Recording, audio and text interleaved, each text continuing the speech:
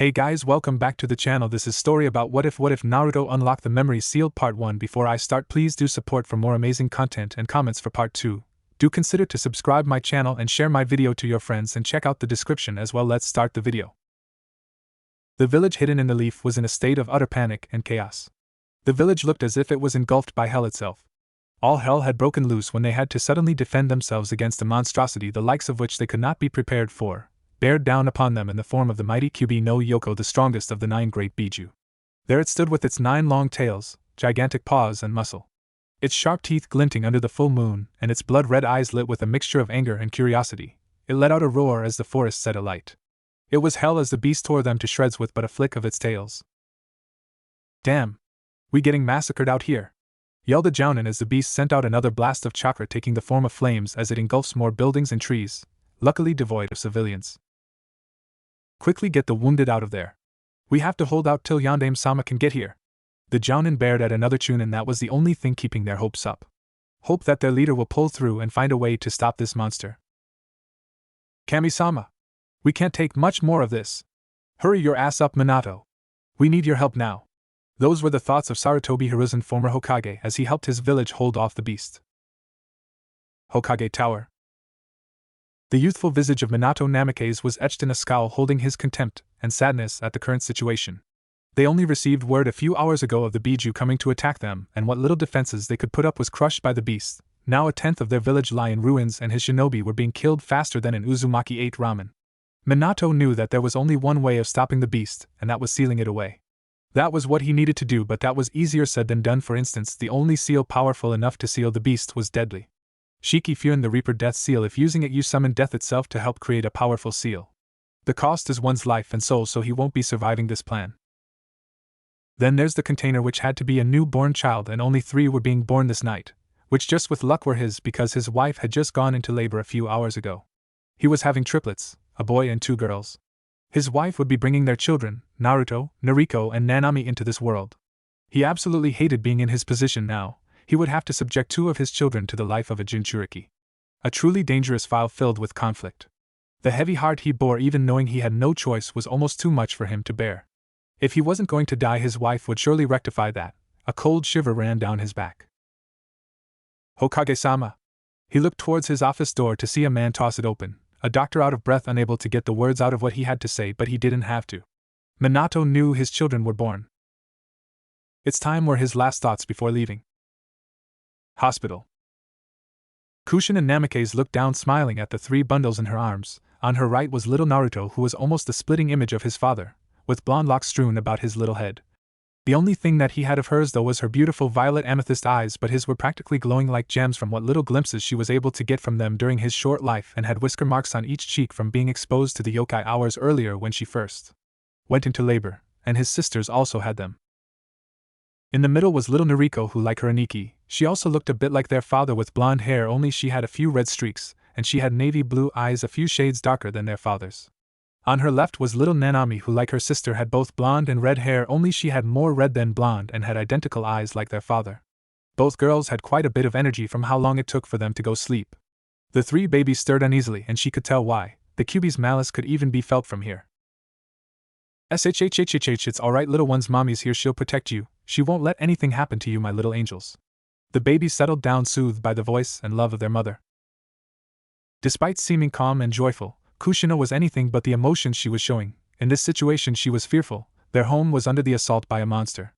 Kushina was a powerful ninja in her own right. She had earned her nickname as the Red Death throughout her ninja career, but even she, an A-rank bordering on S-rank ninja, wouldn't want any part in fighting such a powerful creature. She only prayed her husband would find a way to stop the crisis. The door opened, and in came a figure that was a sight for sore eyes. Wearing his own fragile smile just like the one she knew she was wearing, was her husband. Minato. He came up beside her, all the while his eyes reflected affection for her and their children. "Aren't they beautiful?" asked Kushina. "They perfect," was the loving response she got from her husband. They then spent a few moments just watching as the children slept. To them it was a fleeting vision of perfection that made them feel fulfilled. But Minato knew he would have to ruin this moment of peace for the sake of his home. "Kushina," he called. The said woman looked at her husband, hearing the pain in his voice. "I'm going to have to use that seal. I'm going to have to use the Shiki Fuin to seal the fox, as a response his wife could only gasp after she got a hold of herself. No, I will not have you use our babies for that, never. Minato sighed. He knew this was going to happen despite them both being masters of Fuin Jutsu, therefore easily able to figure out what must be done. His wife would deny the necessity of making a Jinchuriki. She always was the hopeful and dreaming one out of the two of them, while he took up the job of the realist. We have no choice, nothing else can stop it. We have to do this for the sake of the village and our children. At this his wife's face twisted in pain, like the thought of it caused her physical pain, and she started crying. Then why do you have to die? She looked up with a tear-stained face. Why do our babies have to grow up without their Two-san? Minato himself had to hold in his own tears as he answered his wife's question. Because it is my duty as Hokage and a father. Kushina lowered her head in resignation. Minato then took his daughters and said a parting word to his wife and son before proceeding to walk out the room. Normally he would have hired Shinawe, but it just didn't feel right at the moment, and as he walked away he heard his wife say, "I love you." Battlefield. Hold it off, was the cry of the shinobi as they fought the mighty fox. They had managed to get it all the way to the edge of the village thanks to their previous Hokage showing them just way he was, and still is called Shinobi no Kami. Suddenly there was a pillar of smoke and Gamabuta the chief toad attacked the fox, pushing it back even more. The crowd cheered for their Hokage. Though Sarutobi knew what was happening by the bundles in Minato's arms. He knew he was still needed, and he only hoped his wife and children would forgive him for what he was about to do. He called Kakashi, who was still fresh for battle because he was kept back because of his age. So he made his way to Gamabuta. Minato, let me do the sealing. You have so much you still have to do, Sarutobi said, trying to make the younger man change his mind. However, Minato shook his head, stating that he was the Hokage and he had to do this himself, and the two men bowed their heads, but a split second later Sarutobi appeared behind him and knocked him out, taking the girls from his arms. Kakashi, keep him safe while I finish this. And Kakashi? Tell my wife and kids I'm sorry. The young man could only nod, still shocked about all of this. While Hiruzen summoned Enma the Monkey King, who said his goodbyes to his old friend. Sarutobi soon summoned the Shinigami, the Lord of Death, who quickly understood what he was supposed to do, while the fox suddenly calmed down as if understanding what was going to happen and was allowing it to happen, as if it had a choice in the matter at all. Fuin.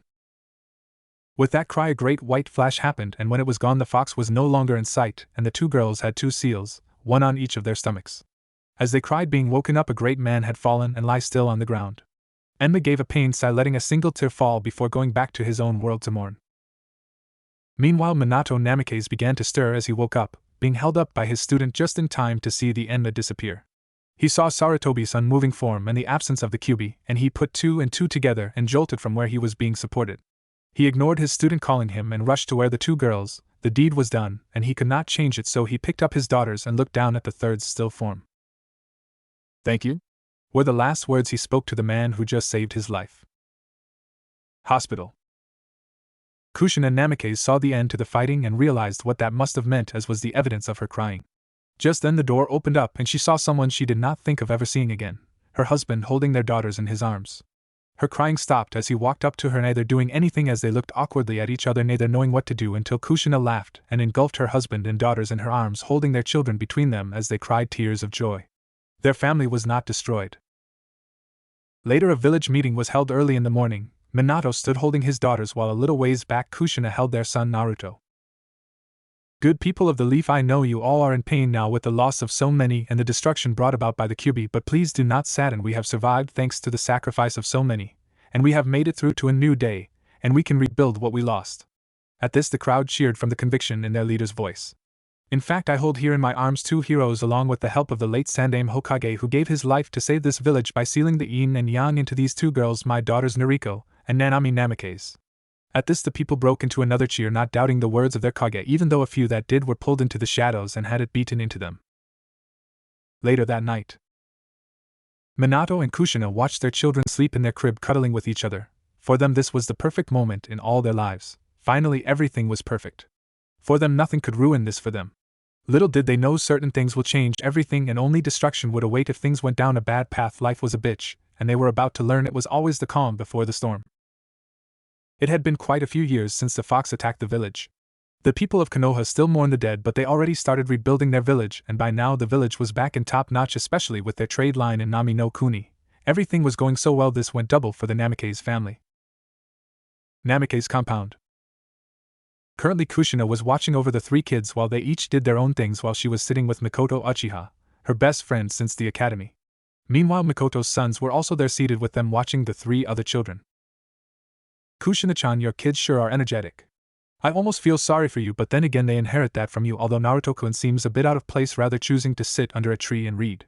He's such a quiet child, he reminds me of Itachi-chan being so mature. I bet you proud of him, Mikoto stated in a happy tone.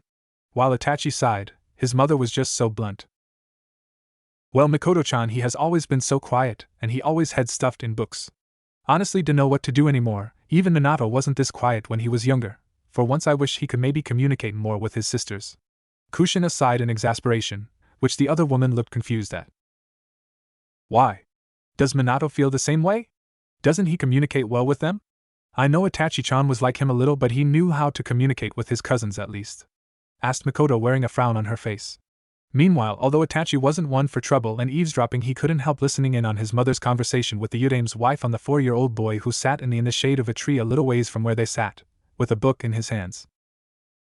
It's not that he doesn't communicate well with them, because he does, it's just ever since he could talk properly he always complains when one or both of his sisters sleep next to him. He always says it hurts, or it burns, but the doctors say he's fine. I can't help but think maybe he doesn't like his sisters. This was said with a tone of hurt by Kushina, and Mikoto frowned more. I don't believe this, there's something else at play here. I've seen the boy's eyes every time he looks at them. There's nothing but love and kindness in those amethyst eyes of his. While Mikoto thought upon this, Itachi had similar thoughts. Something's just not right here. Itachi's own thoughts were also analyzing the situation, and he knew what it was. It was on the tip of his tongue, but he just couldn't get it. Meanwhile, young Naruto sat under the tree reading up on advanced chakra manipulation. Chakra can sometimes change forms when trying to shape it. Firstly, you need an understanding of how it works, and what makes chakra up, and how it can be broken down. So Kushina-chan has Minato, and you started with their training? I know Sasuke started his training just a week ago, and he's coming along nicely. Mikoto asked, trying to lighten up the mood, and Kushina nodded. Yes, we have. Minato decided he was going to train them in ninjutsu, chakra control and taijutsu, while I train them in fuinjutsu, genjutsu and kenjutsu, and we'll both be training them in weapons. Kushina said, brightening up with a grin. Wow. Well, how far are they with it? I'm sure they all took to fuinjutsu like fish to water. This, however, Mikoto found was not the right thing to say, as this brought Kushina to frown deeply. When it comes to ninjutsu, the girls excels, learning at a quick rate, while Naruto also excels in it. He doesn't get it down as fast as they do. However, when it comes to chakra control, he is leaps and bounds in front of them because their control sucks. Then there's taijutsu. The girls are great because of their physical condition, but Naruto, while he is very good for his age, he just never wins against them. Again, the girls suck at fuinjutsu and genjutsu, which he excels at, and the same with taijutsu could be said about kenjutsu, but I'm proud of my girls. At this, Mikoto once again frowned at Kushina. Can't see her son is a genius and a hard worker? Mikoto thought, shaking her head slowly at her best friend.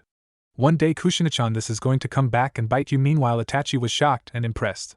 The 4-year-old was very smart, and he found himself all the more curious about this child. A month later, Naruto walked down the street of Konoha on his way to buy some ice cream from one of the stands to cheer him up, also as a reward for a chakra control exercise that he learned all by himself. As he patted his wallet, Panther-chan, he couldn't help but think about all the changes with his ninja training during the past month, and he frowned.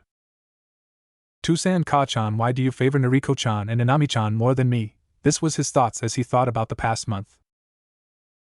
Flashback. A day after Mikoto and her sons came by, Minato and Kushina called a meeting, and Naruto, Nariko, and Naomi sat side by side on the couch before their parents. Alright kids.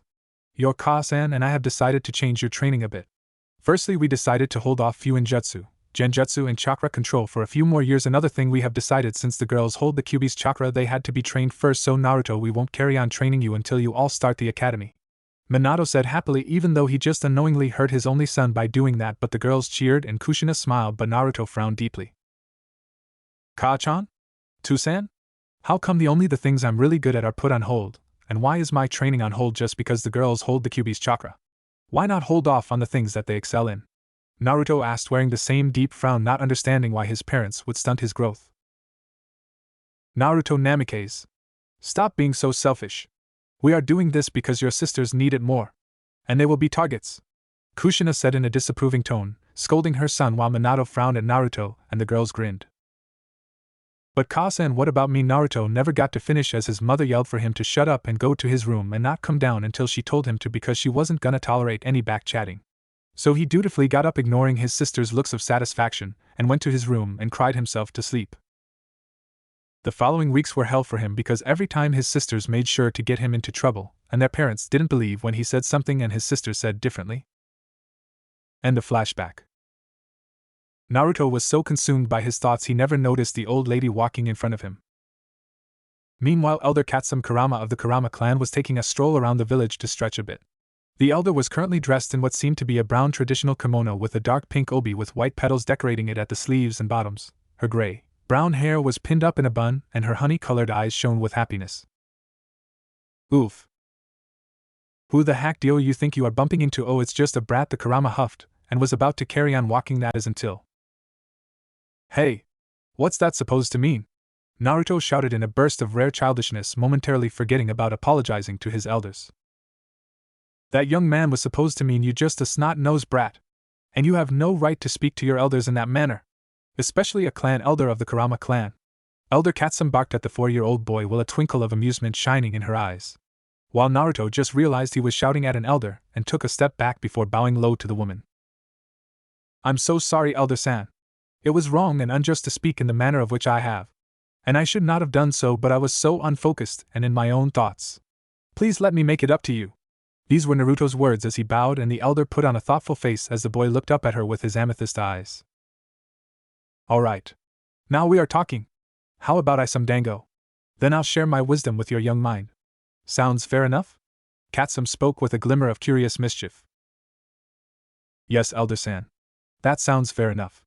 Naruto replied, happy that he won't get into trouble, and perhaps get some advice on genjutsu from this woman. After all, she came from the Kurama clan, and by the way she dressed you could tell she's one of their elders. So slowly the two made their way to the dango stand. You can cut the crap with Elder-san. The name's Katsum Kurama. And you are brat? She asked him, and he paid for the dango they bought. Naruto Namikaze. Elder, I mean Katsum-san. Came the response, and now know who she was talking to. She let out a small laugh but also grew curious. Say brat, I bet Hokage-sama and his wife has already started with your training, right? Which category do you excel in? She asked, not caring about clan stuff. She was never one for technicalities. Yes they have, but well, I guess I excel in Fuinjutsu, Genjutsu, Chakra Control and Kenjutsu, Naruto said with a slightly sad tone which made Katsum raise a brow, surprise and impression but also confusion. Really? I'm sure your training is going well then, She said, chewing on her dango with hawk-like eyes that only a trained ninja could. Actually, I was going to ask you for some tips on genjutsu because my family, you see, they more busy training my sisters, and so my training was put on hold, but I still want to train, and I know you from the Kurama clan too. Naruto trailed off, having the decency to look ashamed, but there was a bitter glint in his eyes which darkened ever so slightly. What he said sent Katsum for a loop. Were his parents playing favorites? This left a funny taste in her mouth. Well, if that's the case, I suppose I can give you some advice on that subject, but first, how much do you know about genjutsu? At this she watched as his eyes lit up like a kid at a toy store. Genjutsu is mostly to do with the mind and causes one's mind to hallucinate, and is mostly used to distract the enemy to take them out of battle quickly, and is not something used by many ninjas. Naruto said this with confidence. While Katsum smiled, not many children outside of our clan knows that. You know what, brat? I like you. Good job. Yes, that's what genjutsu is, but genjutsu is not like all the others. This is more like an art than anything else because it's only as good as the caster's imagination and willpower, therefore why many people can only do the simplest genjutsus and don't study further into it. Genjutsu is something that you can't really master because of the limitless opportunities there are. In my clan, for one, we all study the art of genjutsu, and it runs through our veins to know the hows and whys of it. However, every decade there is someone born within our clan who can not only use illusions, but the illusions they use can cause physical damage to the body. See where I'm going with this? Genjutsu is something that can't be taught by someone, it's something you make from scratch. Therefore, genjutsu is the ultimate jutsu which depends on the person's control, will and imagination. Katsum told him, which he sat wide-eyed with awe and wonder, so she mentally gave herself a pat on her back, thinking it was the same conversation she had with her granddaughter, Yakumo, a few months ago. Wow! Do you think I can become a genjutsu specialist? He asked, hopeful, and she just chuckled at him. He was one interesting brat, perhaps she could help him out just a little. Yup, if you practice hard enough and have the determination and imagination for it, I'm sure you can become a master in your own way. No doubt about it. She said this while ruffling his hair a little, and he beamed up at her. Well, brat. It's time I get home. I still have a granddaughter to talk to. It was nice meeting you. Good luck and thanks for the dango, the elderly woman said before getting up and walking away, not before she left a plain-looking scroll in his hands. Naruto looked at the scroll in his hands and read the title, Iryajan Jujutsu, Chen, Illusion Technique, Chains. A huge smile flashed across his face, and he ran out the stand and seen the lady in a distance. Thank you? He yelled to her, and she turned around flashing him a peace sign before walking on her way back to her clan compound, leaving Naruto to stare after her. 2 months later. After meeting Katsum Kurama, it seemed to Naruto that was where his luck stopped, as not even a day later he drew a picture of his family and left to use the toilet only to come back and see his parents praising Noriko about his picture that she claimed was hers, and because he confronted her about it he got punished by picking weeds for the next 2 days. Then Naomi breaks their mother's vase because she was running, and he gets blamed for it just because he was there, and they didn't believe him, so he was punished once again because Noriko and Naomi can do no wrong. That wasn't fair at all. Of course, things looked like they were looking up for him when he found his father's Fuinjutsu book and decided to keep it, and he was coming along nicely for being self-taught. I mean, how many 4-year-olds can say they know how to make storage seals? Though it seemed to him that his sisters were trying to make his life a living hell, and throughout the past 2 months he found himself being excluded from certain activities or being punished and called a liar. It had become so bad that for the first time Kushina raised her hand and brought it down on her own son, all things that left him bitter and hurt. He had slowly come to hate his sisters, especially since the past month was their birthday, and the girls banned the other clan children from being friends with him. Flashback. It was their 5th birthday today, and he felt like nothing could bring down his happy mood today. Things were finally looking up for him. Oh, how wrong he had been, how very wrong. Outside. Everyone. I have an announcement to make. Firstly, thank you for coming. And then secondly, Nanami and I are banning anyone who wants to be friends with us to be friends with Naruto because he's mean. Noriko stated, clapping her hands together with Nanami at her side, nodding in conviction. The other kids all looked confused at this but walked over to the girls, even though some threw apologetic looks while he looked hurt and confused. He didn't say or do anything to them. End of flashback. That had been truly hurtful and sad for the blonde. Currently the girls and Naruto were unpacking the groceries for their mother, as she went back to the market for something she forgot. Suddenly, out of pure reflexes, he pulled Noriko out the way as a kunai embedded itself into the wall, and a ninja with the headband for IWA with a slash across it appeared and started chasing the 3 of them, who were now running almost to the gates of the compound. Both girls were so scared that they tripped and fell. This made Naruto turn back for them, and he took 2 kunais for them. He turned around just as the shinobi brought down his kunai to cut the blonde. Naruto, who was running on adrenaline, ran through seals as fast as he could and set the genjutsu he had been working on for the past month on the shinobi, who stopped dead in his tracks and fell to the ground. Just as Naruto passed out, he could only think one thing before joining his sisters, who were both unconscious from shock. Ten no Shogai no Rakuen success, heaven's false paradise. But of course, when they woke up, everyone had come to a conclusion that the fox cast the genjutsu on the man to protect itself, and once again his sisters took his credit because of the fox. This had left him bitter and angry, and for the first time he could honestly say he hated his sisters with all his being. However, something far worse was going to happen, which would just nail the coffin shut and completely destroy this so-called happy family.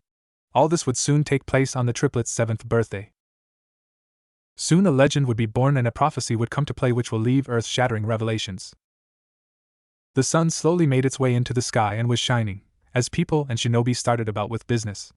After all, they had a festival to set up because today it was the day the Sandame defeated the Kyuubi and sealed it into the Udame's daughters. It was also their birthday as well, and many people bought a gift for each girl.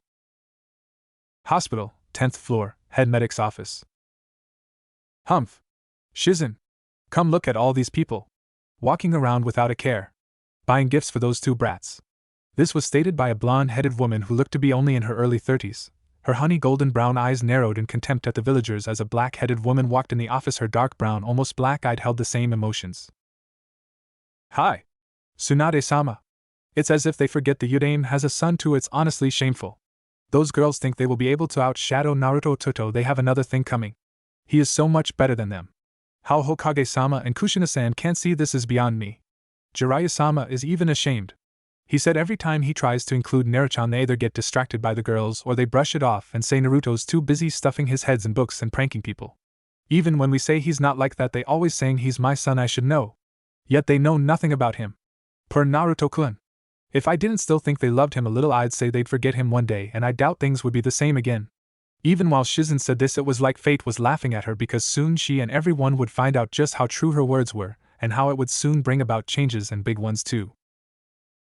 Tsunade sat with a cup of sake in her hand, twirled it around. If Shizen and her weren't so busy with the research lab today, they would sure go over to get Naruto, who she saw as a son, and celebrate with him. However, this was called in as an emergency that couldn't wait. She looked over at the cupboard on the side. Inside she had put the gifts Shizen and she bought for him. Maybe when they got out this hospital later today, she'll drop them off with an apology. I wish we weren't called into the research department today. We could have celebrated with Naruto. Tsunade sighed when she said this, and Shizen suddenly looked downtrodden before shaking her head. Well, let's get going. The earlier we start, the earlier we get to see Naruto-chan, Shizen said with conviction as she pumped her fist into the air, and you could practically see the stars in her eyes. Tsunade grinned. Hi. Let's go, Shizen. Shocking Shizen out of her mental state, the two left the office with the hope of seeing their surrogate son and brother unknown to them. The next time they saw him, they would shed tears of horror and sadness. Namike's compound. Minato and Kushina lie asleep on their bed while they were asleep until the door was roughly tossed open. With the slamming noise and the two yells of Ka-san and Tu-san, the parents were rudely awoken. Good morning, my angels. What do we owe the pleasure of this visit? Minato's annoyance was covered up nicely. After all, who likes being rudely awoken? Especially when dreaming of making his family bigger. Tu-san, you promised to take us to all our friends. Then go to the festival. Nanami's whiny voice was heard loud and clear as if speaking in a microphone, and Minato and Kushina inwardly flinched. Yeah, Ka-san. Can we go now? Please. Nariko, with her apparently adorable puppy dog eyes, quickly took her parents in the palm of her hands. With that, the two girls had them and almost everyone else wrapped around their pinky. Meanwhile, in another room not too far down from their parents' room, on a small bed lay Naruto, who was still asleep, and the reason for this was that he had stayed up the whole night working on a new genjutsu that could make him invisible to the world, and that everyone will forget about him, well, except the people who actually care for him. All the while Nariko and Nanami dragged their parents out the house. When they were done, Naruto slowly came to when the front door closed. Ack. Stupid Naruto. Don't stay up so late, especially when the next day is your birthday. Tsunade-ka-san would have your hide for this. Ack, wait a minute. Naruto, who was ranting and raving, suddenly realized the front door had banged shut, which had awoken him. Naruto ran to the cold window that had frost on it just to see his sisters and parents walking away from the house, all dressed up in nice warm mittens and scarves around their necks. He was shocked. Did they forget about him? Why were they leaving him at home? How could they be so cruel? Without knowing it, he had lost all sense and started running down the stairs on the cold wooden floor before tossing the door open and running out of the house. Meanwhile, Minato and Kushina were already almost out the gates without paying any attention to the surroundings, and only on the girls they finally stepped out the compound gates. That's when Minato and Kushina activated the seals on the compound, not knowing this would be their biggest mistake ever. With Naruto, he ran and ran with his left arm braced in front of him, getting ready to push open the compound gates that just shut. Unknown to him, or maybe at the moment he forgot that there were seals on the gate. The minute his hand touched the just activating seals, a chakra surge happened, and the gate's seals that thought his arm was an extension of the pathways for the seals pumped an almost ungodly amount of chakra through his arm. In a sudden explosion of blood, the white snow covering the pathway was suddenly a blanket of blood, while Naruto, who was thrown back by the gate, cried put painfully with tears running down his face. He looked in horror at his left arm, which lay limply at his side. The blood oozing out was way too much, and the pain was more than terrible. Naruto slowly gathered himself and ripped off his pants pipe and used it as a makeshift band-aid. He slowly made his way to the house, only to find out he couldn't get in because the same seals on the gate were also on the house, meaning he couldn't get into the house now. He chuckled bitterly. On his 7th birthday they forget about him. And even if he screamed for help, he knew no one would hear him. After all, there were silencing seals on the compound because of the girls who made noise, and especially when they were babies because the girls screamed and cried, waking their neighbors up. Research Department. A shiver ran down Tsunade's back. A feeling of dread pooled in the pit of her abdomen. She tried to shake it off, yet it seemed as if it didn't want to leave, and she couldn't help but think something bad just happened. Tsunade-sama? Are you alright? You looked like you dazed out there. Is something bothering you? One of the male medical researchers asked her, and she shook her head. No, everything's fine, Dai-san. Why don't you get the laser so we can finally try cutting this piece of shit open? I don't have all day to spend in this place. She barked at him, and he quickly got going to get that laser. While Tsunade looked down at this glowing purple rock the size of a boulder, for some odd reason this thing had just appeared out of nowhere, so they were tasked with finding out what it meant. Little did they know what they had in their midst. Hyuga Compound. Niji and I? A small girl with navy blue hair called out to a boy with dark brown hair. They both shared the same pupilless eyes, but while his was gray, hers was lavender. Hi Hinata-sama? What's wrong? The boy no more than recently turned 8 asked the girl identified as Hinata who wore a light purple kimono. I'm having another vision. Naruto-kun's left arm is all bandaged up and he's kneeling on the ground crying and there's red all around him like it's trying to consume him. Hinata's eyes glowed a silver, white color before going back to lavender, and she stared at the boy who had quickly came to her side. Naruto? Why is his arm bandaged? Why is he crying? Niji asked. He remembered Hinata and he met Naruto back when Hinata was 4, and he himself was 5. Some boys were bullying Hinata when he had arrived there to stop them, but he was beaten to the punch by a blonde-headed boy who saved Hinata. So from that day on, Hinata and himself had become friends with Naruto quickly. I don't know Niji and I. But he looked so sad. The girl cried out into her cousin's chest. Namikaze's compound. Naruto sat outside as the sun started setting. He let out a bitter laugh. I can't believe it. Even after they forgot about me, I still hope deep down they'll come back, but it's been 10 hours and I feel so cold. I wonder would my sisters be happy if I died? Naruto couldn't help but think these things. After all, he lost too much blood and it was getting colder by the minute now that the sun set. 6 hours later, an hour before midnight. Naruto let out a cough. He looked like he was wearing a white full-body suit, however this just happened to be a thin layer of frost coating his body while both arms lay limp at his side. His lips were purple and his skin tone looked like a bluish mixed with peach, his hair no longer the bright sun-kissed yellow, now it was a dull yellow. Gem-like amethyst violet eyes peeked from behind his eyelids. If you looked closely you would see a broken soul. He glanced at the sky, seeing a full moon with brightly lit stars in the sky, and fresh tears rolled down his marked cheeks.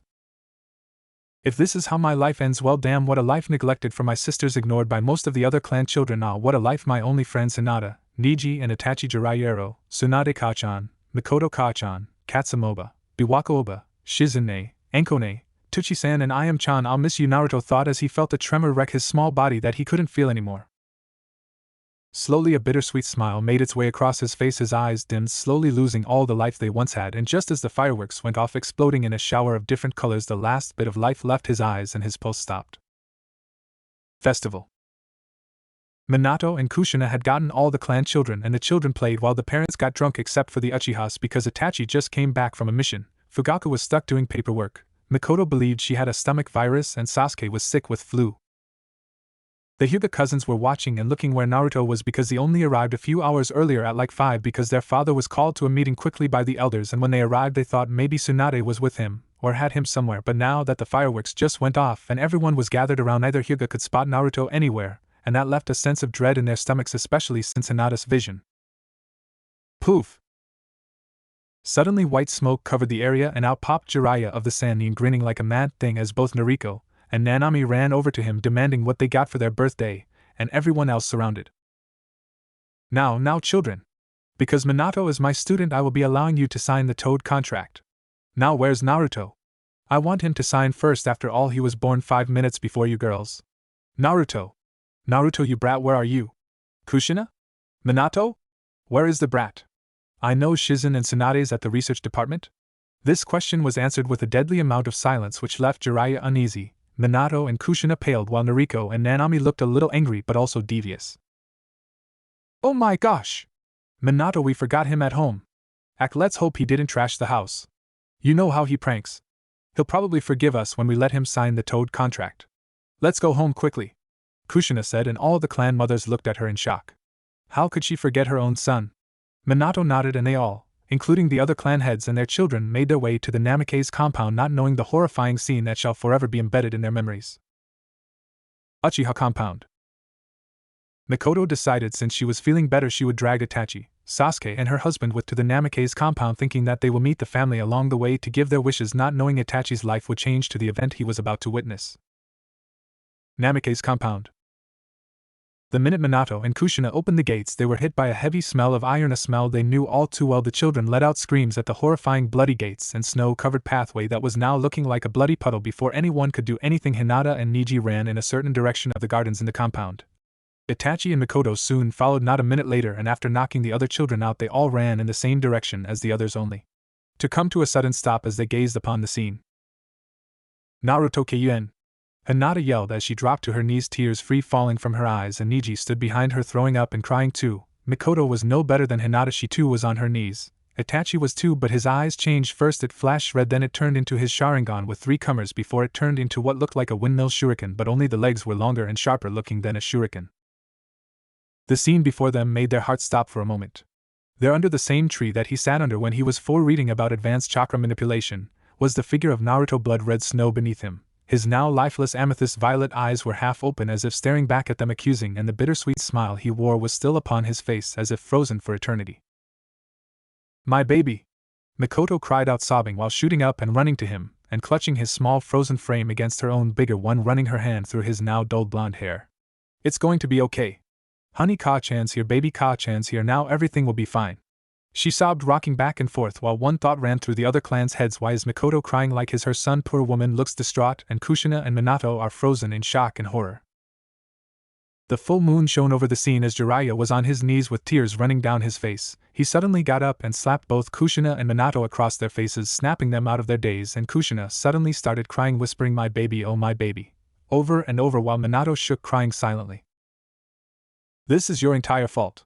If you just cared more about your son than always about your daughters, maybe this wouldn't have happened. Now let's get your fucking son to Tsunade to see what she can do about your fuck up."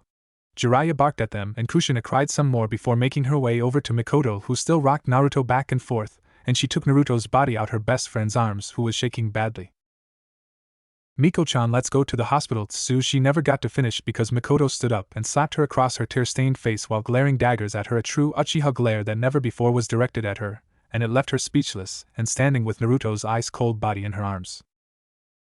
"You not his mother or a friend of mine," Mikoto said, and walked away before Kushina followed her, silently crying more as she and everyone else made their way to the hospital in silence with the sobs of Hinata loud in their ears. Hospital. Tsunade and Shizen gave up. They really did. They spent a whole day's worth of time with Naruto wasted at the research department, and in the end they got nothing from the stupid fucking rock that seemed to glow brighter, and it was just a ways from illuminating the room. Tsunade sighed. That idiot Jiraiya got to see her Naruto before her. That was unfair.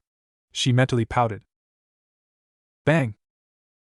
The doors banged open, and a gasping, teary-eyed Shizen made her look at the door's direction, and what she saw only brought back memories of her past love and dead brother, and made her heart boil with anger. "Naruto! What the fuck happened? To him? Minato, Kushina! Answer me!" Tsunade roared in anger, looking at the boy before her who lied in a teary-eyed Kushina's arms, who was rushing to her silently with Mikoto lurking with tears behind her, and glowing red eyes showing why she was the Uchiha head's wife. "I have a guess," Minato said palely as Tsunade turned her deadly golden brown eyes to him, and then back to Kushina, and then she slowly looked down at Naruto. He had no pulse. "I want a good damn fucking explanation from you. Shizen! Get yourself together. You nurses! Get a goddamn stretcher. ASP! Now!" Tsunade yelled the last part, and the nurses ran off and did just that. With Tsunade. "Come on, Naruto! Damn it, don't leave me! Beat, you stupid heartbeat!" Tsunade thought as tears fell from her eyes, looking down at the small boy that lied before her on a table, and another doctor came to her, and shook his head, and she still tried along with Shizen, who also cried. Unknown place. Naruto. Wake up. Open your eyes. Your beautiful eyes. A voice was heard in the endless white around him, and he suddenly found himself lying on lush green grass and a clear blue sky above him. Where am I? Am I dead? Naruto thought, and then there was a laugh sounding like chiming glass bells, and he sat up and looked around until he found the source of the sound. A beautiful woman with bright red hair and violet eyes walked towards him. She was fair and slim. She wore a white robe-like kimono that reached her ankles. Her hair was tied up in 2 buns on top of her head, and paper tags dangling from the senbon needles poking out on either side of her buns. The kimono was simple with silver and gold designs on it, and she walked barefoot towards him with a mother's smile upon her face, as she helped him stand. "Naruto, you are the heir to the Uzumaki legacy. Yes, you have died, but not for long. You are in the realm of choosing. This is the Uzumaki legacy. My name is Mito Uzumaki. I will be explaining to you about your blood rights. However, it will be locked in your mind until you gain back what you have lost," the woman said, and with every word she said Naruto felt shocked. Happy in confusion, he was happy he was meeting an ancestor, especially since she, from what he read in the history books, was the clan heir until she passed away after the Uzumaki was destroyed and his mother got to the village, yet she never named someone next in line for heir. "What do you mean, how can I be the clan's heir? I mean, I didn't do anything and I don't even know any clan Fuinjutsu," this was said with his head drooping and a frown. Mito's mouth frowned downwards and she put her hand on his shoulder. You, out of everyone out there, have the true heart and soul of a clan leader. Your intelligence, strategic mind, will and determination, and naturally seeing the good in everything. Even the family that neglected you don't take revenge. Just show them what they missed out on, but don't forgive them. Tolerate but never forget. You face many challenges ahead of you, Mito told him with a small smile upon her lips. Meanwhile, in the realm of the living, only a few seconds had gone by and Tsunade and Shizen were still trying to revive him, but only managed to regenerate some tissue for his arm, but they could do nothing about the destroyed chakra coils in his left arm.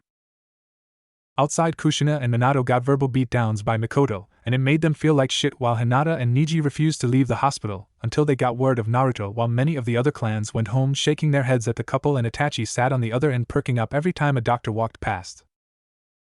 Back in the Uzumaki realm of choosing, Naruto sat listening to what was going on and what was going to happen when he gets sent back. I can't believe this, and no one knew this, only from one clan head to the next? And when I get back, my memories of this place will be sealed until I choose of my own what my next steps will be, and if I don't choose the right one, my memories and my air rights will be wiped clean like my mother? Also, there's a glowing purple rock that you sealed a lot of your chakra, including half of your soul in, and it will come to me the minute I take the right path? Then now that you told me everything, I guess you're going to send me back? Naruto asked. Why was his life so troublesome? In the realm of the living, Shikamaru sneezed. Yes, but before that, remember about the prophecy. You will regain what you have lost, for the future has been foretold, or all will be lost for the greater events that will soon happen, and the heir of Whirlpool, who holds a great burden of hatred, will need to rise above all that's against him. Now, Naruto, are you ready to go back? Mito asked, and he nodded, remembering the prophecy she told him that he was a part of. After he nodded, Mito leaned forward and placed a kiss on his forehead, and watched him slowly get a blank and confused look before fading away. She sighed and rubbed her wrist where a seal was seen. The seal held the Uzumaki's white crest with gold outlines around it. It appeared when she proved herself to her grand-uncle Ashina Uzumaki, the eldest brother to her grandfather. She became heir when she was 16, and it seemed so long ago. Realm of the living. Bump. Be-bump. Be-bump. Tsunade heard a heartbeat, and she let fresh tears fall, but in joy. Shizen was in a similar state, while all the doctors cheered. After stabilizing him, Shizen and Tsunade went to the family to give them the news. She saw Jiraiya sitting with his head between his knees, Minato holding a still crying Kushina while he cried himself, Hinata and Niji sitting by Mikoto, who promised the Hyuga she'll take care of them. Mikoto herself was looking exhausted and sick, and you could tell she's been vomiting by the pale shaking hands. Itachi sat a seat away from his mother, and Fugaka held a sleeping Sasuke on his lap, unconsciously holding Sasuke tighter to him because of what had happened to Naruto. He didn't want it to happen with his sons, so he decided he'll lay off them. Tsunade cleared her throat and got their attention, and they all jumped. He is alive, she said with a tired smile. She couldn't help but think there was something else at play here, because he had been dead for at least an hour when he got to the hospital, and then it took an hour to revive him, but she was grateful for little mercies. And we managed to save his arm. However, the good news stops there. The bad news is that he did die, but we revived him in time, and he will not be able to use his arm for months. That's where it gets worse. He will never be able to be a ninja. His chakra coils are destroyed in his arm, and his chakra system was broken and can't be replaced. At this, everything was silent before the crying started again. What are we going to tell him? Jiraiya asked softly, and no one answered that until Minato did. As Hokage, everyone is banned from saying anything to him about his chakra coils until Kushina or I tell him. Is that clear? He said, and everyone was shocked, and while most nodded in acceptance, Tsunade, Jiraiya and Mikoto angrily stomped off with words of, if he asks us, we will tell him the truth. With Naruto. Naruto looked at the ceiling. He couldn't remember anything else but that his family had forgotten him, and that it showed they obviously don't care. Kushina and Minato walked into the room and watched him, and even when they tried talking to him, he didn't say anything except facial expressions until he asked how long it would take to use his arm again, and after he got his answer, he went to sleep. Unknown place. So they finally made their move, huh? Well, we'll see. All the pieces are finally moving now. It's my turn, a dark-eyed man said, chuckling before smirking and moving a piece on the shogi board. Was the future really as black and white? Or was there something lurking between the light and dark side of the equilibrium? A month had passed since the accident. Kushina and Minato just either didn't think Naruto had a right to know about his chakra system or didn't have the heart to crush the boy. While Naruto never asked about why the people around him looked so sympathetic towards him, he did ask when he'll be able to use his arm again, because he thought they looked towards him like that because of not being able to use his arm. While his sisters were way more bitchin' now because he was getting attention from their parents, even if he didn't really want it now. Tsunade, Shizen, Katsum, Biwako, Jiraiya, Anko, Itachi, Niji, Hinata and Makoto came to visit him every now and again, and they the only ones he'd smile at, well, including Shirshu, who had only came back from a long mission. Shirshu and he weren't close before because the guy was always busy, especially since he was in ANBU. However, they also became somewhat friends since he was given a leave for 2 months. Though many of the people that actually cared for him weren't there most of the time because they were all very busy, and that was understandable being the people they are. Despite everything, Naruto still trained without his parents' knowledge of cause. After the accident, he decided he needed to learn some medic ninjutsu in case something like that happened again. He asked Tsunade and Shizen, and they agreed immediately since Tsunade had found him walking up the side of the room walls, which she thought impossible, but soon she and Shizen started teaching him medical ninjutsu. Senju Compound. Tsunade lay upon her bed and thought about the events that happened and how Naruto was still able to use chakra. She remembered telling Naruto she was just going to give him a checkup, and she secretly found out that because Naruto had perfect chakra control for a child, and even though she believed he will never be able to use chakra in his body at all, she found out because of his control he was able to use the chakra in him, but just barely. But it saddened her to know she couldn't tell him anything until Minato or Kushina told him. That, however, didn't mean she wouldn't teach him medical jutsus, although secretly just between Naruto, Shizen, and herself. She was happy he could at least use some chakra from his broken coils. Thinking about it made her frown. Maybe he inherited one good thing from Kushina then, and that was the Uzumaki healing abilities, but even she knew it would take the vitality of someone like her grandmother, Mito, to heal a chakra system that was broken in 20 places, these places being his 2 parts by his stomach, 3 parts in his arm that was damaged badly, 7 along his ribs, another 3 in his left leg, 2 in his other arm, 1 by his shoulder blades, and 2 near his heart. This really scared her, but even above all odds he worked hard to use even a little of his chakra, and that put a smile on her face. With Naruto. Naruto smiled lightly. A month ago Makoto found out she was pregnant, and when she told him he was so happy for her. Soon Naruto found himself frowning again. He obviously was only released from the hospital last month, and he was slowly accepting his parents back into his heart unknowingly, and his sisters were still trying to direct the attention back to themselves, and it was working slowly. It was just a matter of time. Naruto shook his head and thought on better matters, like he had learned to cast jutsu with one hand. Now wasn't that cool? Now he could perform jutsu while keeping his other hand free. And he learned, or better yet completed, his genjutsu that he had been trying to get down the day before his parents forgot him. It was called mirror. This allowed him to be somewhere without people or the affected person to see, or more like ignore his presence, and they won't pay him much thought, almost as if making himself invisible to that person or people. So it soon became that his favorite thing to do was use his sisters as test subjects for this jutsu, because he could make himself invisible to them, so even if he was there they wouldn't pay any attention to him. That's unless he made physical contact or spoke too loudly, but also he made it so that if you didn't notice him you won't think about him much, only in maybe like a passing thought. He made this with the intention of not being noticed so he won't get into trouble, and so he could train in peace. He loved this genjutsu, and thought if he mastered it one day it could become a base for another genjutsu that would be better than this one, but the original had a fault that if someone who wasn't affected by the genjutsu starts up a conversation about the caster. Another thing is the medical ninjutsu that had taken him a month to get down one jutsu. And although it wasn't grad, it was something, and the basics are always something to know even if it was E-ranked. Naruto pouted and decided to rather sleep than carry on pondering over the last 2 months. Dream. Naruto suddenly found himself in an empty white abyss and saw a flash of something, then a deep male voice rang out all around him. Strength is power, descendant, but strength of the heart is more powerful. Remember, the voice spoke, but most parts couldn't be heard, and Naruto tried calling out, but the voice would speak, but then some parts were blocked out so he couldn't hear. Suddenly he found himself falling in a black abyss, and he was screaming. There was suddenly a burning in his chest, like flames coming out as if to consume him and swallow him whole. End dream. It was 1 a.m. when Naruto awoke, startled and breathing hard. He tried to move, feeling an incredible pain throughout his body. That's when he noticed Nariko and Nanami both laying beside him with their heads on his chest. Naruto found it hard to breathe, let alone demand they get off him, so instead, with every fiber in his body screaming at him not to move, he wriggled, shaking the girls awake. "What the hell are you doing in my room? You too, Nanami?" This was said by a very irritated Nariko for being woken up at such an ungodly hour. Nanami looked confused around the room before looking at her brother, then looking at Nariko, telling her this was not their rooms and it was his. Although said harshly, the 2 girls quickly left to their own rooms, not paying attention to their very pale brother, who had immediately ran to the basin in his bathroom and started vomiting. Red. That's what Naruto saw, all in the basin. It was like the tiles were turned red, only that wasn't the case because he knew something was wrong now. Suddenly feeling dizzy, he managed to stumble out the bathroom only to fall face first towards his bed, and then he knew no more. 3 hours later. Naruto woke up and in his still dizzy state he wandered down the hall, but as he paced his parents' room he heard their voices and he stopped as he heard his name mentioned. Room. Kushina sat on the bed watching Minato get ready to go to the Hokage office. Lately she felt a lot more moody and her stomach was giving her problems, always cramping. She watched Minato slip on his Jounin vest and tie his headband on. Minato. When are we going to tell Naruto? I mean, we've been putting it off all this time, and it keeps his hopes up and being more hopeful, she said, sighing, and Minato came and sat beside her, and slowly stroked her hair, and she leaned in towards him. Kushina will tell him soon, okay?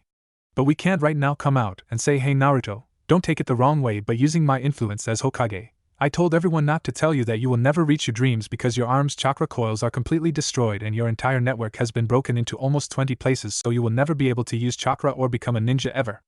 Yeah, Kushina, I doubt that would play out well, especially since we messed up big time with most of our friends because of the accident. This was said in a dry tone with a very blank look, and Kushina sighed, wondering why things couldn't be easier. Naruto. Naruto's mouth was on the floor. He wasn't going to be a ninja again because of them? That wasn't fair. Slowly tears pooled in his eyes, falling to the floor, and he ran out, not caring that he was still a bit dizzy. He ran past everything and everyone. He had soon ran into a forbidden district, where a lot of the Kyuubi's chakra that wasn't sealed fast enough lurked. Why? Why didn't they tell me? Did I not have the right to know? How could they? I hate them. I hate this place. I wish I can just leave and never come back. Naruto cried out to the heavens in anguish as he held his arm. Naruto cried on his knees, holding his arm. The complete anguish in his sobs was the only sounds ringing in the clearing. Suddenly green chakra came swirling all around the clearing from the forest. This was also a type of healing chakra, but only if it had to, though it never found much that perked its interest. But Naruto didn't notice this because his eyes were shut as if in pain as his heart clenched painfully in his chest. Soon, without him noticing, the swirling mass of green chakra covered him completely. This chakra was what had consumed the Kyuubi's chakra and turned it into its own. The chakra had one instinct, and that was to find out why this boy was in such a state, never having sensed such before. So when it touched him, it was shocked. Being leftover chakra that was just left around after people died, it had felt loss and pain, but never a broken soul to this extent. The green chakra disappeared, but having a bit of a mind its own, it decided to watch this boy, being curious as to why this boy had dark wisps of red chakra in his system that was seemingly killing him slowly from the inside and was oddly like the Kyuubi's chakra. Sometime later, after 2 hours of non-stop crying and screaming, Naruto decided to get himself together and stood up, looking for the first time at his surroundings, and saw a few buildings that looked a bit old and not maintained. So in childish anger and curiosity he walked into a random building and looked around. The place was a mess with rats and insects running about. Growing even more curious, he followed a hallway and came to a staircase leading down, so he walked down slowly, only to see a few doors here and there until something caught his eyes. It was a wall on the right. It looked a bit skew, so he walked up to the wall and pushed. At first it didn't budge. After a second time it crumbled in on itself, showing a hallway. Naruto followed it without thinking, and some of the green chakra that decided to just rest a little in his arm that was in the sling grew weary at the feel of the place. Soon he came upon a room. It looked like some kind of messed up lab. There was a bed in the middle like one from hospitals, only this was matted with blood, dried blood. There were about 20 different bottled liquids of different colors with funny writing on them that was faded. Then there was 2 basins on the other side. All in all, the place gave off a bad vibe. Naruto walked around a bit until he decided to see what those bottles contained. He took one off the shelf and tried to read it, but instead it slipped, and without thinking he tried to catch it, only it ended up cutting his unusable hand, and watched it heal up quickly after the liquid sunk into the wounds. Naruto yelped and checked his arm, and he felt like he could move it a bit. In an act of complete hope and stupidity, he collected all the bottles and poured the sink full of the stuff, leaving the bottles empty and on one side. He mixed it with a piece of broken wood. Once he was satisfied, he unwrapped all the bandages and braced himself. Oh! He let out a scream as the liquid burned his arm. He quickly fell to the floor, mentally shouting at himself for being stupid. Why did you do that? Ack. It hurts so much. You just had to get hopeful and do that. You idiot. How you gonna leave Konoha now if you gonna die? Please. Someone help me. Please. These were Naruto's thoughts before he blacked out from the pain.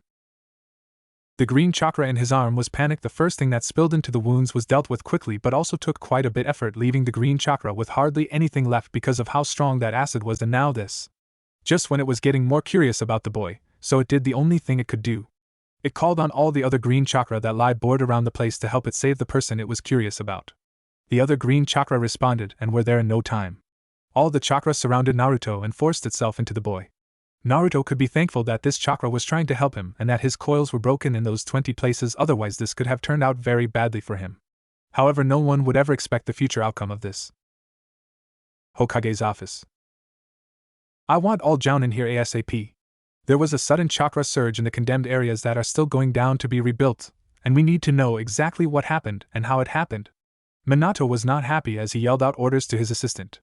Kushina stood off to the side while Jiraiya leaned against the wall with a frown. All these things were frustrating Minato out. How could there be such a strong surge? I know it didn't come from the girls. I was with them the whole day until you called me here. This was said by a very worried Kushina who had indeed been with the girls training them in weapons. Jiraiya grunted and Minato sighed. Naruto. Naruto groaned. He was suddenly stunned with his memories of what happened and how it happened. He suddenly slapped himself hard.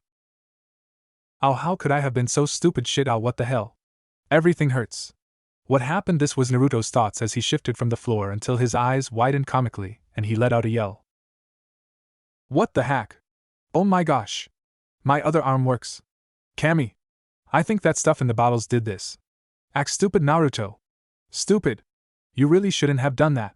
This is what was shouted out as the boy slapped himself with both hands when he had realized both his hands were working, but also let out a whoop and started cheering until he remembered why he was so angry and sad, and then he frowned and blinked away the oncoming tears. How am I going to explain this? Wait a minute, I said I was gonna leave this hellhole and never come back. So I'll only hide this with the bandages. As he thought this, Naruto quickly performed one-hand seals for a henge in case there were other changes and felt like the blockage of his coils wasn't there anymore. After performing the henge, he looked at himself in a broken mirror and nodded happy to himself. He decided to figure everything out when he left Konoha. Quickly Naruto left, not noticing that the basin was empty and the teams of Jounin around the area. As he was on his way back to the compound, he found out he's been out for a day and a half, and he started rushing away until he saw some girls surrounding a pink-headed girl. They were all bullying this girl. Suddenly he felt anger build up in him and stormed their way. Hey! What's going on here? Leave her alone. Go home. After he said this, all the girls scattered at the anger in his voice never heard before, so they were all quick to run away. This left Naruto alone with the pink-headed girl who was crying in the middle of the park. Hey, are you okay? What's your name? I'm Naruto.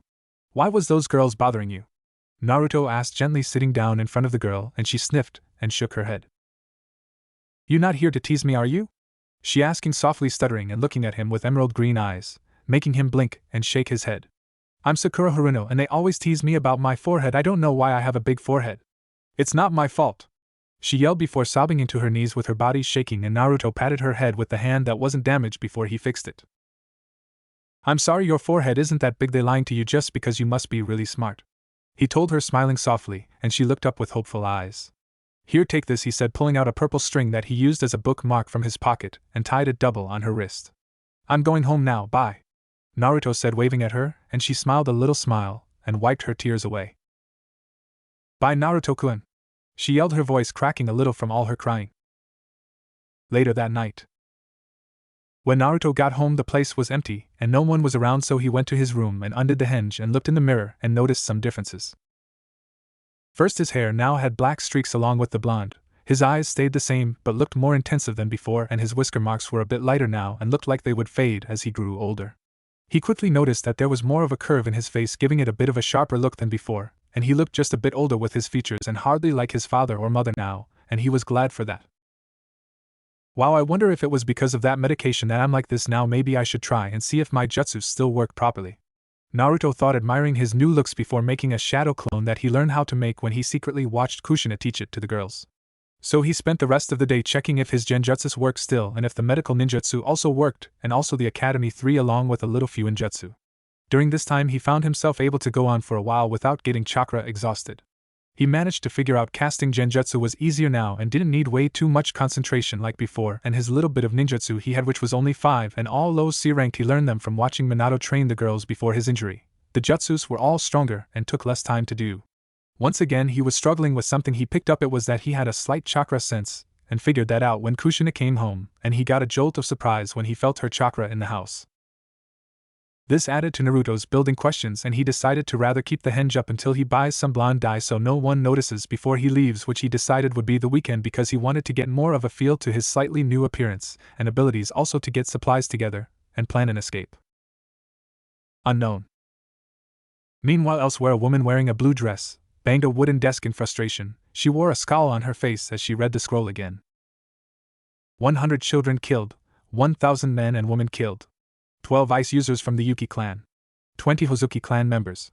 Others, all smaller clans, dead in different ways. Day 1. Naruto woke up earlier than he has in the past. It was Tuesday. He remembered everything that happened and what has changed his attitude with living in Konoha. He sat up slowly and yawned while rubbing his eyes. Looking in the mirror of his bathroom, his hair was now dyed full blonde again. He had changed nothing else of his new appearance, but none of the changes were truly noticeable unless you looked carefully. After brushing his teeth and taking a bath, he wrapped up the arm that used to be damaged so no one would grow suspicious and got dressed in a black shirt and gray shorts. He put his left arm in the sling and went out of the compound to make his way to an empty training ground to start planning his escape by looking at the patrols and time. So if I time it properly, around this time I could get out. Then again, I would not get far unless I take this route. This could possibly work. He thought hard about the timing, and where the patrols lapsed, as well as how many were on duty, and how it would conflict with the plan he had, yet also how it could fit in. By noon he was dead tired because he had spent a long time by the training grounds planning. However, he had gotten hungry long before his plan was put together, so he ended up going to Ichiraku Ramen and got some vegetable ramen for a late breakfast before he headed to the library looking for Konoha's layout, and it took quite a while to find it, so after studying it he made a copy of it by drawing it and put the original back. Then he went for a snack. He got home early so that he could start on his letter to Tsunade and had to suffer through dinner with his family, with Kushina chatting happily with Noriko and Nanami while Minato smiled and nodded, only responding when he had to. There were shadows under the two adults' eyes, yet they pretended to be fine, but Naruto of course ignored all of them for his own restraints. Later that night he once again dreamt about that voice saying the same thing, which made him confused and irritated. Day 2. Waking up and stretching before doing his morning routine for himself. He soon after dressed and bandaged his not-so-damaged arm up and put it in the sling. Leaving the house and compound was easy to do. He went to the training grounds to train a little before anyone came around, and then also worked on his escape plans by checking out different escape routes, and decided that the front gate was the best option when using the plan he had in mind. By the time he got home he was way too tired to sit around with his family and play the brother and son in the house. So he just took his dinner and ate in his room, ignoring the rest of them. After eating he made 2 storage scrolls and packed up 5 of his shirts and 5 pants and shorts, along with 2 pairs of ninja sandals. He sealed all that in the one scroll and put it in a black backpack that had many pockets. He went to sleep early because it was just 2 days before he left, and he needed to plan out everything properly. Day 3. He performed the same morning ritual that he has for the past 2 days before leaving. This time, however, he went to the market using a henge. He took all his money he had saved up from his parents and Tsunade. He ended up spending 3 hours at the market buying rations, a few bottles of water, a medical kit, a sewing kit, a set of sharp kunai and shurikens, as well as a roll of exploding tags. Going to an alley, he sealed all the new supplies in the other storage scroll he made and undid the henge before getting some breakfast. The money was all what he got in the monthly allowances, which was 100 yen for the month, however, with him collecting and saving since he was 5. Going back to the compound once again, he decided to skip supper and went to his room. He sat at his desk and pulled out the letter he was going to leave for Tsunade and read over it for the 5th time since he wrote it. Tomorrow night, the night when everyone will be occupied with his escape plan going off, that's when he'll leave. He would have enough time from the morning to set up his plan. Naruto sighed softly. Why couldn't they just tell me? They could have at least made amends by telling me and helping me through it, but instead they kept it from me. I can't go back now. I have completely lost all the trust one had in them. I will leave tomorrow and I will never come back. And if I do, I'll prove how much of a better person I am. As he thought this, his emotions swirled. One part of him believed deep down that maybe they still loved him, but the other part argued if they loved him even a little they would have said something or comforted him a little, like they do to Noriko and Nanami. So with his inner struggle, the side that no longer wanted them as a family won, and he steeled himself, determined not to hold on anymore, because after all they have done, what forgiveness do they deserve? So despite his determination to keep his grudge against them, he had made up his choice of leaving and not staying and snapping at them, making himself look like a brat. That night Naruto dreamed of being free, and the last string that kept him attached to the Namikazes was broken. He was going to make a name for himself, and if any Namikazes came in his way again, he'd make sure they would be sorry, because he will never forgive or forget the emotional hurt they put him through. Day 4. Escape. Getting up and doing his morning routine, he took the backpack and left the compound as fast as he could while they were all sleeping. He went to the library and pulled out a roll of paper bombs and put 3 of them on different walls of the library without anyone noticing because of the genjutsu he used, which was mirror. As quickly and quietly as possible he left the library and cancelled the genjutsu he used. His next stop was the market. Namikaze's compound. From the minute Kushina woke she had a sense of dread in the pit of her stomach, but she ignored it in favor of making breakfast for her family. As she flipped the pancakes she thought about Naruto. She completely pushed away the thought of having neglected her only son. No.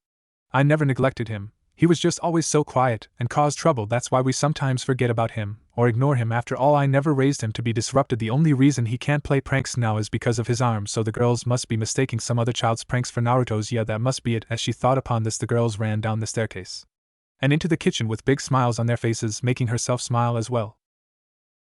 Naruto. After putting about several exploding tags multiple places in the market where people won't really get hurt, he made his way to the hospital and put some tags around there before going and doing the same to the Hokage Tower with the last few tags without anyone noticing him. Naruto soon made his way to Ikaraka's ramen stand and got himself a few bowls of miso ramen. Tsunade-ka-san will be mad at me for making her worry, but the letter will let her know I'm okay. I'm going to leave, but will I survive? No one's going to be there to save me. I'm going to be on my own, but I'll get lonely. I wonder if I'll make friends. Naruto thought upon this, slightly fearful. After all, he was only just a child, and he could only hope that his intellectual mind would help him. Drinking the miso soup, he thanked the father-daughter duo who watched him with worried. Naruto walked out the stand with the black backpack slung over his back and looked up at the sky as a soft breeze blew by, ruffling his blonde hair. The sun stood dead still in the sky, indicating that it was 12 now. Naruto turned away and made his way into a forest by a nearby training ground, looking for a stream to use a dye remover to wash out the blonde dye.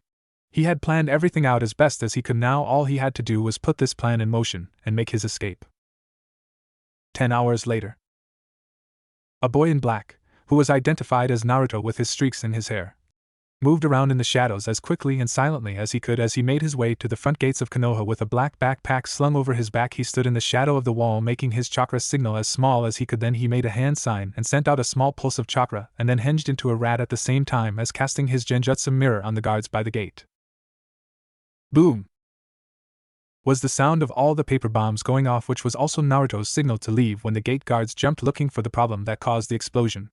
So hinged as a rat, Naruto hightailed it out of Konoha gates, hiding a good distance away from the place that tried to destroy his dreams, in between some tree roots. Namikaze's compound. Minato lied in his bed next to Kushina thinking about Naruto.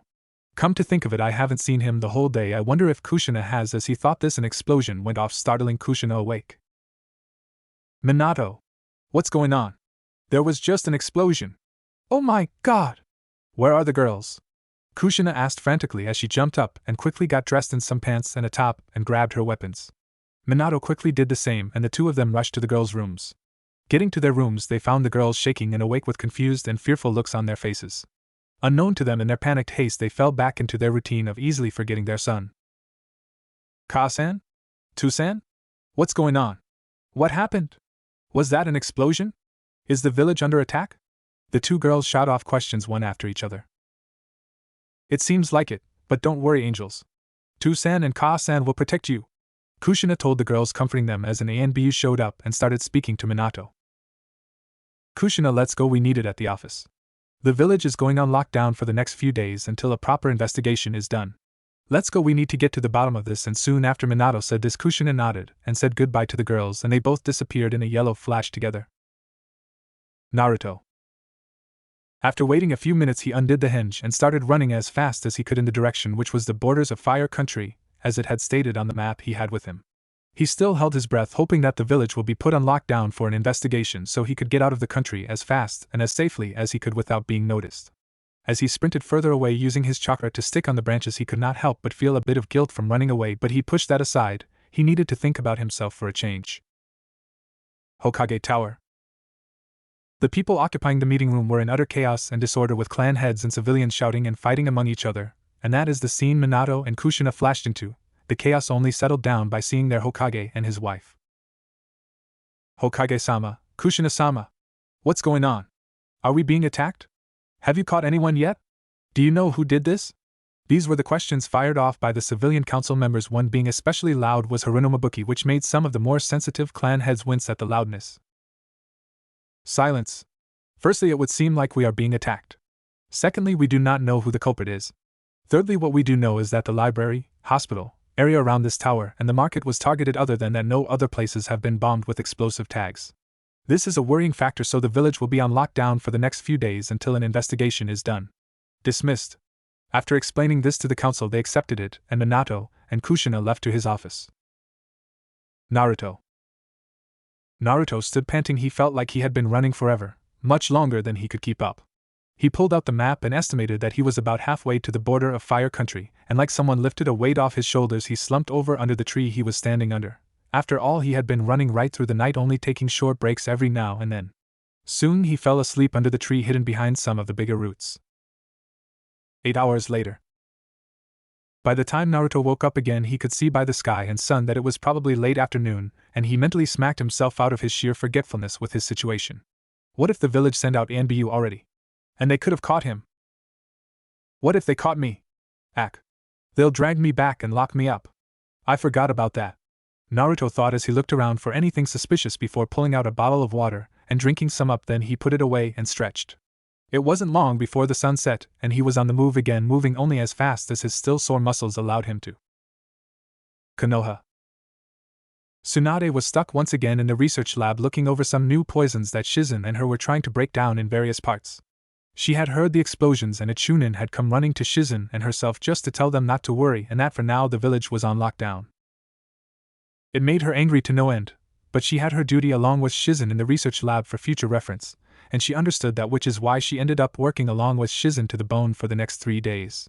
However, on her desk back at the Senju compound there lied a not-so-innocent-looking envelope waiting to be opened and let out all its secrets.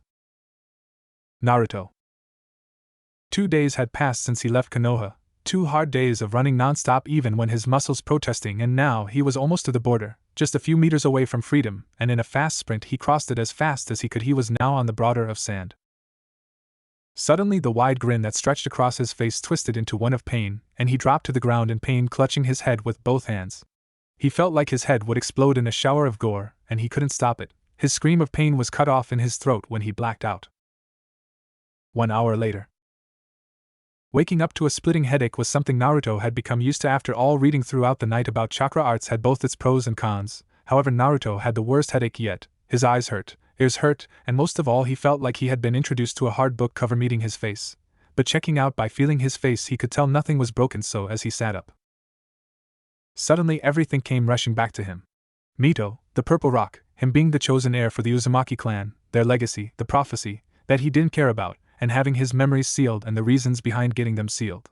He let out a shaky breath and looked up to the sky and closed his eyes and reminisced, completely understanding why this had been the right decision.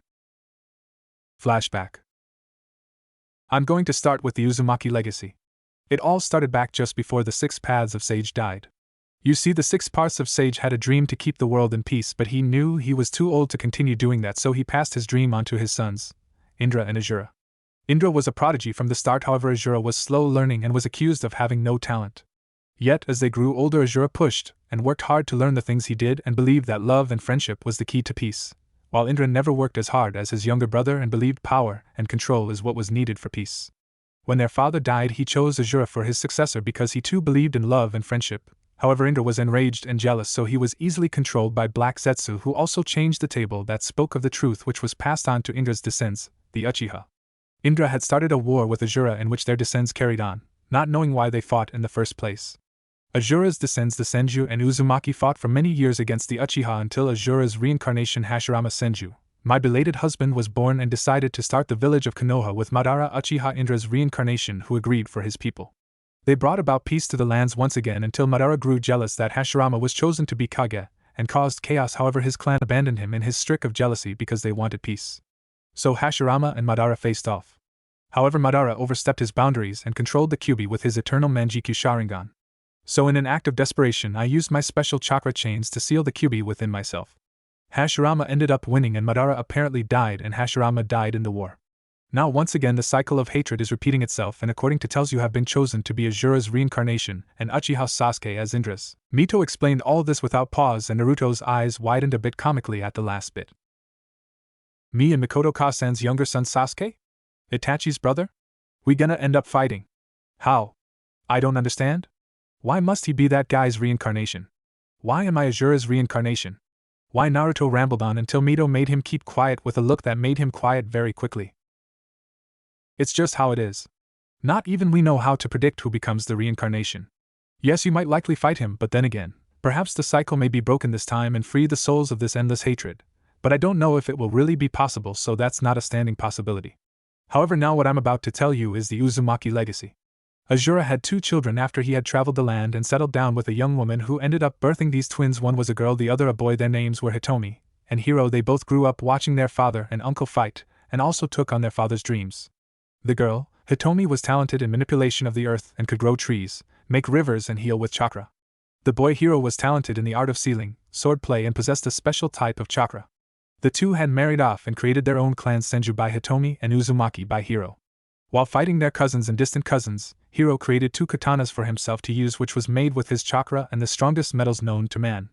One blade as black as a raven, the other as white as snow. Both grips were gold and blood red with 2 little rubes dangling on each end. They both bore the white Uzumaki swirl and had writing engraved on their blades. Later he created 4 other weapons. Also there is a prophecy that goes as such: the air of the whirlpool with a great burden will bring about a great change when the eye of the moon endangers the world. That's the prophecy. Mito took a breath after having spoken so much and let Naruto take in what she said. Then I will get stronger and prove to everyone I can do it. And I'll do it all without Minato and Kushina. What about these weapons? Where are they and how can I find them? And how do you know all this? Naruto asked and said, determined get stronger and prove to himself and everyone he can do it without his family. However, Mito cut in quickly when she seen this. Naruto, don't let that be your goal, please. I have seen some go down a road like that and it's not pretty. Make your own goals and build bonds, make friends, try to be happy and overcome the grudge you hold for your birth family. Make your own family with friends and allies.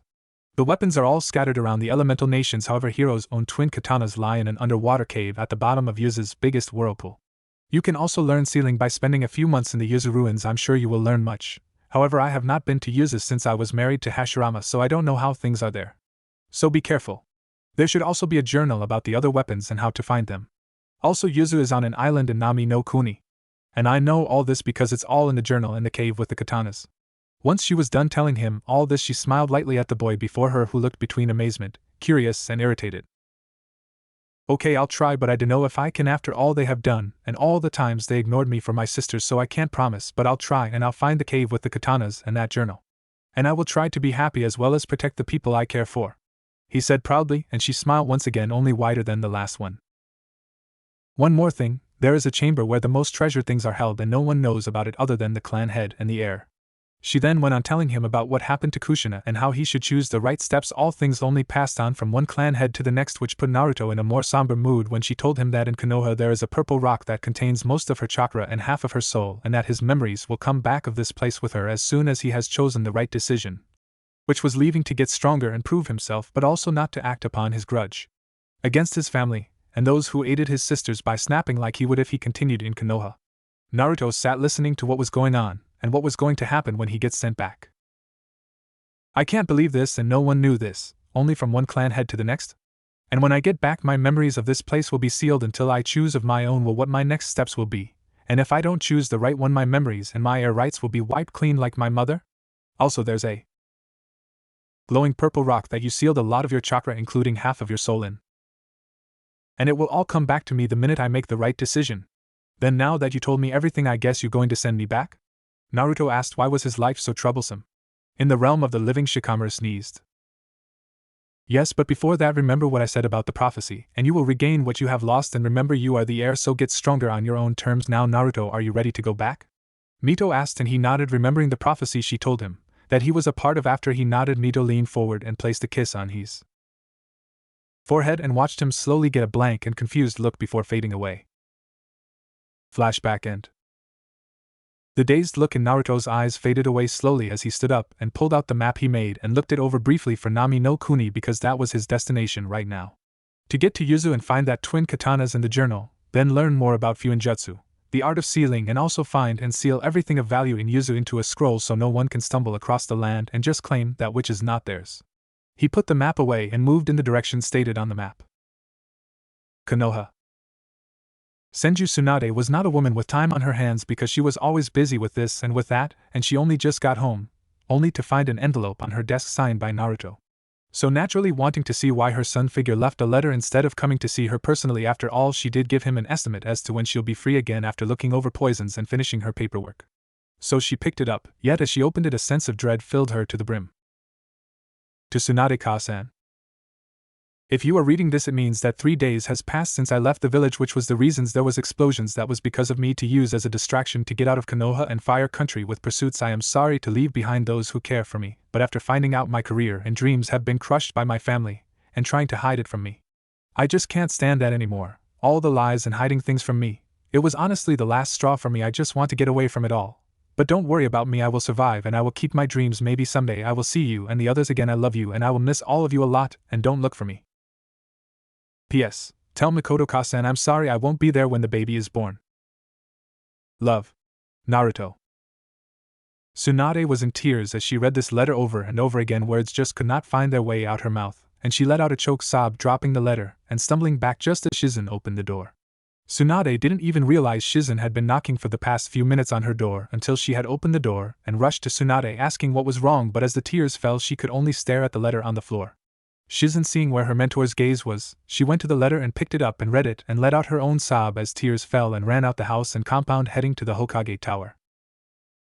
Hokage Tower. Minato was currently in a meeting with the council discussing a few details about the attack 3 days ago. Jiraiya and Kushina stood to his sides as he addressed the clan heads who had to bring their wives along and the civilian heads who did the same. Itachi, Shirshu, Kakashi and Anko stood in the shadows in their ANBE uniforms. So after looking through everything, we have come to the conclusion that the attack Minato never got to finish, as Shizen knocked down the doors with brute strength that she hardly used and walked right up to him with tears falling from her eyes before slamming a letter down on his desk, almost breaking it. You miserable excuse of parents, how could you let this happen? This was shouted out by Shizen as she gripped his collar and pointed down at the letter. When Kushina came to pull her away, she backhanded her, and the mark quickly turning blue while everyone in the room was looking shocked. This is not the sweet soft Shizen they knew, because she had a murderous aura around her. You want to know who caused the explosions? Read it out loud for everyone to hear. She screamed at him, and he was so shocked he quickly obeyed her and picked up the letter to read it. To Tsunade-ka-san. If you are reading this, it means that 3 days has passed since I left the village, which was the reasons there was explosions. That was because of me to use as a distraction to get out of Konoha and fire country with pursuits. I am sorry to leave behind those who care for me, but after finding out my career and dreams have been crushed by my family, and trying to hide it from me, I just can't stand it anymore. All the lies and hiding things from me. It was honestly the last straw for me. I just want to get away from it all. But don't worry about me, I will survive and I will keep my dreams. Maybe someday I will see you and the others again. I love you and I will miss all of you a lot, and don't look for me. P.S. Tell Makoto-ka-san I'm sorry I won't be there when the baby is born. Love. Naruto. Minato only realized what he just read after he uttered his only son's name, and he also realized he still had a meeting going on. Minato, Kushina? What in the world is wrong with you? Your only son? My God's son. Kami-sama. You have forsaken your own son. Jiraiya yelled at his disciple in anger and disapproval, completely forgetting there were others in the room because he was simply too angry. The Toad Sage briefly recalled figuring the chosen one was his god's son and not someone else because of the similar things that old Toad has said that reminded him of Naruto. The room quickly went into an uproar when everything finally settled in. Shizen still wore her angry face, so did a very pregnant Mikoto, while Katsum and Biwako stood back with deep frowns on their faces. Meanwhile, Kushina was crying as she backed up against the wall and slid down holding her head in her hands. Things just went from bad to terrible. If only your son meant as your daughters do to you, maybe he'd still be here. Mikoto yelled at Kushina while the tears fell furiously down her face and her pale skin was flushed red with anger. Minato and Kushina felt their own tears fall with shock at this revelation, which would soon be one of many to come. It's been 2 weeks since Naruto left Konoha, and he was finally stopping for another rest after all, since he'd been trying to hide his trail by moving along Suna's borders to get to Nami no Kuni, which was on the opposite side of Konoha. It had been truly tiring, and after so long he hoped to get to Yuzu no Kuni fast. Going around Konoha was not fun for the Uzumaki, and he had to take a break every few hours even while hiding and trying not to get caught by Konoha or Suna, let alone any other shinobi. Yes. Civilization. Finally! Naruto exclaimed as he seen walls to a small village near Tanami. His clothes were smeared with dirt, and had tears here and there. He also had sand laying in his hair, yet he wore the biggest grin for the first time in forever. He was so happy to finally be able to get a rest to relax his sore and tired muscles from all the running and moving around Konoha and invading scouts and teams to get him back. So as Naruto made his way to the small village near Nami, not knowing the dangers that awaits him that would change him in many ways but also earn him a new friend who would accompany him on his journey for the next few years. Konoha. Back at the Namikaze compound, Kushina sat at the kitchen table staring blankly at the empty white wall next to the stove. Her eyes were red and puffy, and her face was swollen from crying so much. She wore a depressed and a dazed-out look as if remembering something of the past. Flashback. After the letter was revealed to Kushina and Minato by Shizen, and they got over the shock of the letter, Minato made haste and dismissed the council that was angry and in a panic so that they could talk more in private about Naruto. So wiping any tears away, he quickly flashed all of them away, which included Shizen, Jiraiya, himself and his wife. They next appeared in the Namikaze family's living room. Shizen, please tell us what's going on. Why would our son leave? He has everything he needs here. Minato rambled while Kushina blew her nose in a tissue. Jiraiya stood against the wall and watched with a frown on his face. He was doing his best to control his emotions after that outburst he had earlier. Shizen, I think you should tell them all of their mistakes because clearly they have yet to realize it on their own. Even with their shock of their only son, they have forsaken and pushed away, making him run away. Jiraiya's voice, which was strained with anger and pain, called Shizen out of her rage-filled thoughts and making her nod slowly and wiping away her angry and sad-filled tears. Shizen, please tell us the truth about my baby boy, please? Kushina cried harder, begging Shizen with her red-rimmed eyes and flushed face from crying so long. Minato walked up to his wife and hugged her while keeping his own tears at bay. Kushina might put up a tough persona, but she has a fragile heart. Naruto, he was always smart, very observant for a child his age. From the moment I laid my eyes on him, I knew he was going to be something great in the future. Since he was born, we've noticed you always overlooked him for the girls. We thought you'd start including him when he got older, but our hopes were dashed when you ignored him more and more, especially after he told you that every time the girls slept next to him, he was getting hurt. Shizen paused as tears filled her eyes once more and her throat choked on the words. She looked at Jiraiya before continuing. Tsunade-sama and I checked him out after overhearing you talk about him complaining. We found some kind of chakra that wasn't his in his system. It was stretching his chakra coils and it was doing something else like poison. We were going to tell you, but then we heard that you didn't want to hear about anything about that anymore. Tsunade-sama tried to make you think, but you brushed it off, so we kept quiet. That's when your daughters and every other child started pranking and blamed it on Naruto. You never heard him out, always believing the girls and others over your son. Finally he made friends with Itachi, Hinata and Niji. They couldn't always be there with him, but they were good to him when they seen him. The Uchihas, Tsunade-sama, Jiraiya-sama and I become something of a family, but we were always busy because there is so much we all have to do around the village. Everything was going wrong and none of us could make you see because Naruto made us promise not to say anything to you. Despite all of these problems of favoring the girls, he managed to study and teach himself how to do jutsu, and he did it with his brilliant mind. But now he's gone, all because you couldn't tell him the truth. Shizen was back to a sobbing mess at this point. Kushina was no better as she and Minato finally realized all the problems they caused by favoring Nariko and Nanami over Naruto. That pain he was talking about, do you have anything left over from the observations you gave him? I think I might know what that pain was caused by if it happened every time the girls slept next to him, but I have to see before anything else. The girls might have been using him as a chakra rod for the Kyuubi. If that is true, then the next time the fox gives its host a surge to make them stronger to use its chakra when they older, there might be big problems, especially if this has been happening since they babies.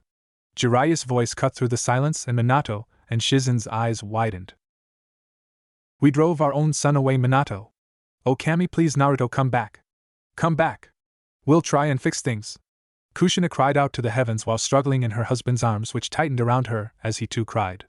His wife finally collapsed against him, sobbing loudly. Shizen, let's go, we'll come back another time. Let them think for now, let's go check on Tsunadeheim and see how she's doing. This was said as Jiraiya helped her stand and she nodded, and both of them left the compound, leaving broken parents behind. End of flashback. Kushina went to the cabinet and pulled out a bottle of sake and poured some out for herself with trembling hands and sat back down on the chair by the table so she drowned the first glass in a few seconds, that it would make Tsunade proud. She wanted to drown all her problems and mistakes. Later they would talk to Nariko and Nanami about their punishment and hopefully about the chakra situation, but not before she slapped the lights out of them. Naruto. Naruto reached the entrance of the village, and immediately he felt something was wrong. It was a really small village, and it also looked really poor. Walking slowly into the village, he seen a bunch of guys surrounding a woman. She had short black hair, and she was cry out about something or someone, but he couldn't hear what she was saying. Naruto crept slowly away, As much as he'd love to help, he couldn't because he wasn't strong enough, especially since he'd been running and hiding so long, and he didn't want to make things worse than they already were. As he tried to creep away, he suddenly hit something hard and he turned around only to come face to face with one of the bandits, possibly the leader of the group. "Hey boys! Look what we found! Let's see if he has anything on him." The dark brown-headed, bearded leader of the bandits boomed with a laugh, lifting Naruto off the ground by the scruff of his neck. He eyed the black bag on Naruto's back and he grinned with a glint in his eyes. Konoha a few days ago. Nariko and Nanami sat in the family room. Their parents sat opposite them and stared at them unwavering. Nanami shifted uncomfortably on the couch next to her sister. The whole situation was weird for them. Their parents never stared at them that way ever. It's more of a Naruto situation because he was always the one in these types of situations, not them, so it was unsettling. "Nariko, Nanami, we called you today because we have found out something. We have found out that you have wronged your brother many times in the past, and it's sad that we have just found out about this now only. So me and your mother have come to a suitable punishment for you too," Minato said solemnly to his daughters, and their eyes widened while his face betrayed no emotions. Nariko was the first one to blow a gasket. "What? We did nothing to that loser. He's the one always complaining and pulling pranks. Not us. Why don't you punish that idiot? Naruto, where are you? Come take your punishment. How dare he say anything wrong about us?" Nariko spat out in rage, her face red as a tomato with anger and hate. "Snap! Snap! Naruto's not here. He ran away because of us. I never raised you like this. Who are you? You are no daughters of mine. My daughters would love their brother, not hate him. They'd care for him, not blame things on him. No children of mine would use their sibling as a chakra rod. How dare you? You two have brought dishonor to our family. And so you will be punished accordingly. After all, you are two of the people who has made him run away.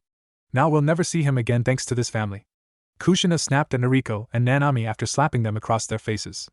Nariko's mouth was agape, a purple bruise was forming on her right cheek and a similar bruise was forming on Nanami's left cheek. "Kushina, let's go. We have more important things to do, like get Kakashi's report on the search for our son. Leave them to rethink their actions towards their brother. When we get back, we'll give them their punishment," Minato told his wife, pulling her away. Soon they both left, and the girls were alone. Nanami crumbled first. "Oh Nariko, nay! What have we done?" Nanami cried out with wide eyes as the tears finally pooled over, as if it would help the situation they were in. Nariko crumbled next into a pile of limbs with wide eyes, as if only now realizing the damage done on their family. Not in their entire lives have they ever thought their brother will run away because of what they did. This was truly a wake-up call for them. Nanami-chan, I don't know, I'm so sorry," Nariko whispered, putting a hand on her cheek, touching the bruise and looking over at her sister's forlorn expression. She hugged her sister and pat her back. "I really dunno, I'm so sorry, Naruto, and I'm so sorry," she kept whispering. Naruto. Our favorite blonde boy with black streaks was running to get away, but that wasn't working out well for him because his muscles were all sore and tired from running for so long in the past few days, and that's what made him stumble and fall, which unsurprisingly led to him being loomed over by the bandits' leader once again. This man was really full of himself. "Let's see you try that stunt again, you brat. Boys, I want him dead by the hour. I won't allow some snot-nosed brat stop my raids. We have women to use and men to kill and beat, so let's get this shit out the way. Now!"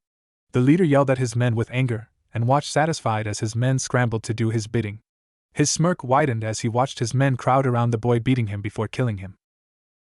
However, as Naruto's eyes widened, inside his body his blood was pumping hard and rushing along with his chakra running to his eyes. The different cords behind his eyes began shifting and changing at a fast rate. For a moment Naruto's vision went black and all he could think and imagine was the tall inhuman figures looming over him trying to kill him with weapons. Not a minute later, when his vision returned, he made eye contact with one of the guys coming to beat then kill him. The guy froze up and his weapon, which was a spike, fell up right with him, falling straight onto it. Blood. The guy's eyes were wide and unseeing, without life left in him. Naruto's eyes widened and made eye contact with some of the other bandits, and each of them fell either into their weapons or unconscious. At first Naruto sat confused, then he realized that he was unconsciously releasing chakra into his eyes. His eyes rolled back into his head and he passed out. He just realized he had killed today using genjutsu from his eyes. Konoha. Minato sat behind his desk reading the reports Suna, Shinobi, and Kakashi gave him. He let out a frustrated sigh. Really, his son was too smart for his own good. Where was he heading anyway? That was the question running in the Hokage's head as he reread the reports over again and again, checking if he missed something or anything. He put down the reports and massaged his temples. He could feel a migraine coming on slowly. He felt like such a bad Hokage since he can't even find his own son who was hiding. Flashback. Sensei, I'm sorry, but we can't find Naruto anywhere. We even had help from Suna Shinobi that was doing border scouting and we still turned up with nothing. Pakken and his pack of dogs also looked, but we still got nothing. All we know is that he had been on the borders of Suna and Konoha about 2 weeks ago. I'm really sorry, Minato-sensei. We all tried really hard. Kakashi told him and set down the reports for him to look through. End of flashback. Naruto. Naruto was found by the young woman who was the one crying out about something or someone back at the village. After none of the bandits came back, she got worried for the little boy, so she went to look for him to see if he was okay, but she had never in her life expected to see all the bandits unconscious or dead laying on the ground all around the young blonde boy with black streaks who had saved her by pure accident. She was slightly horrified, so she went to check out the boy if he was okay or not. Konoha. Nariko lay upon her bed staring at her ceiling in deep thought about what had happened a few days ago, and how she got slapped. She thought about the brother she had made miserable and the parents Nanami and her unconsciously manipulated into neglecting said brother. Nariko was at a loss for what to do. Her brother left, and it was all Nanami and her fault. She felt so helpless. Sure, she didn't completely love her brother, and she was jealous of him, but she never saw herself as a bad person. I wish I could change what I have caused, but I can't. The weight of her words hung heavy in the air of her room. A few tears slipped out her eyes as she now saw herself as the monster who tormented her brother's dreams and stood in way of his goals. She wanted to change that image, but she knew it was true and she could only try and atone for her deeds. It will be Naruto's choice to forgive her, and them when they see him again. Naruto. The young woman decided to take him back to her village and into her home because she couldn't let the child lay there where he had been laying between the bandits and all the blood. When she got home, her younger sister, who was about 6, was waiting for her by their kitchen window open slightly. Tsukine-chan, I saw those bandits harassing you. And that boy my age stopped them. The little girl yelled. She had blood-red hair and dark forest-green eyes. It was obvious that the two sisters didn't share any resemblance, but that didn't mean much to either sister because even though they were clearly not blood-related, they were just as close as sisters normally are. What? You were watching that? Oh, Akari-chan. I'm so sorry you had to see that. But now we have to attend to this poor boy and help him. The now identified Suki told her sister, who only now noticed the boy in her arms, who drew the attention away from her big sister when those bandits were worrying her. Her eyes looked at him curiously, and in slight wonder at his bravery. That's the same boy from earlier. What happened to him, Nei-chan? Did he get hurt? Did those bandits hurt him? Akari shot out questions as she ran to help her Wani-chan with the boy. They brought him to Akari's room and put him on the bed before Suki told Akari to get a bucket of warm water and a cloth to wipe off the blood and dirt he had on him. They tentatively cleaned him and took all his clothes except his underpants to wash and mend so he can wear them again when he wakes up. For now, though, Suki had Akari watch him while she cooked them some food for dinner and hung up the black streaked blonde's clothes to get dry properly. They also found his black bag and cleaned it off and putting it one side in Akari's room. The next morning, Naruto stirred in the bed and his messy black streaked hair fell out of his face to show his violet amethyst eyes opening slowly and blinking in confusion before realization kicked in and he remembered what happened. He turned deathly pale and he felt like throwing up. Just then Akari and Suki walked in and rushed to him, seeing as he was now awake, and sat him up, then gave him a glass of water. Hey Whisker-kun. How are you feeling? What's your name? Why did you have blood on you? Did the bandits leave? Why were you alone? Where's your family? Why weren't they with you? Do you have siblings? Why are you looking so pale? Are you sick? Is your tummy sore? Your eyes are so pretty. Suki Wani-chan, isn't his eyes pretty? Akari interrogated him without giving him a chance to respond before shooting off another question. Akari-chan. Let him answer one at a time. I'm sure he is trying to sort out his thoughts.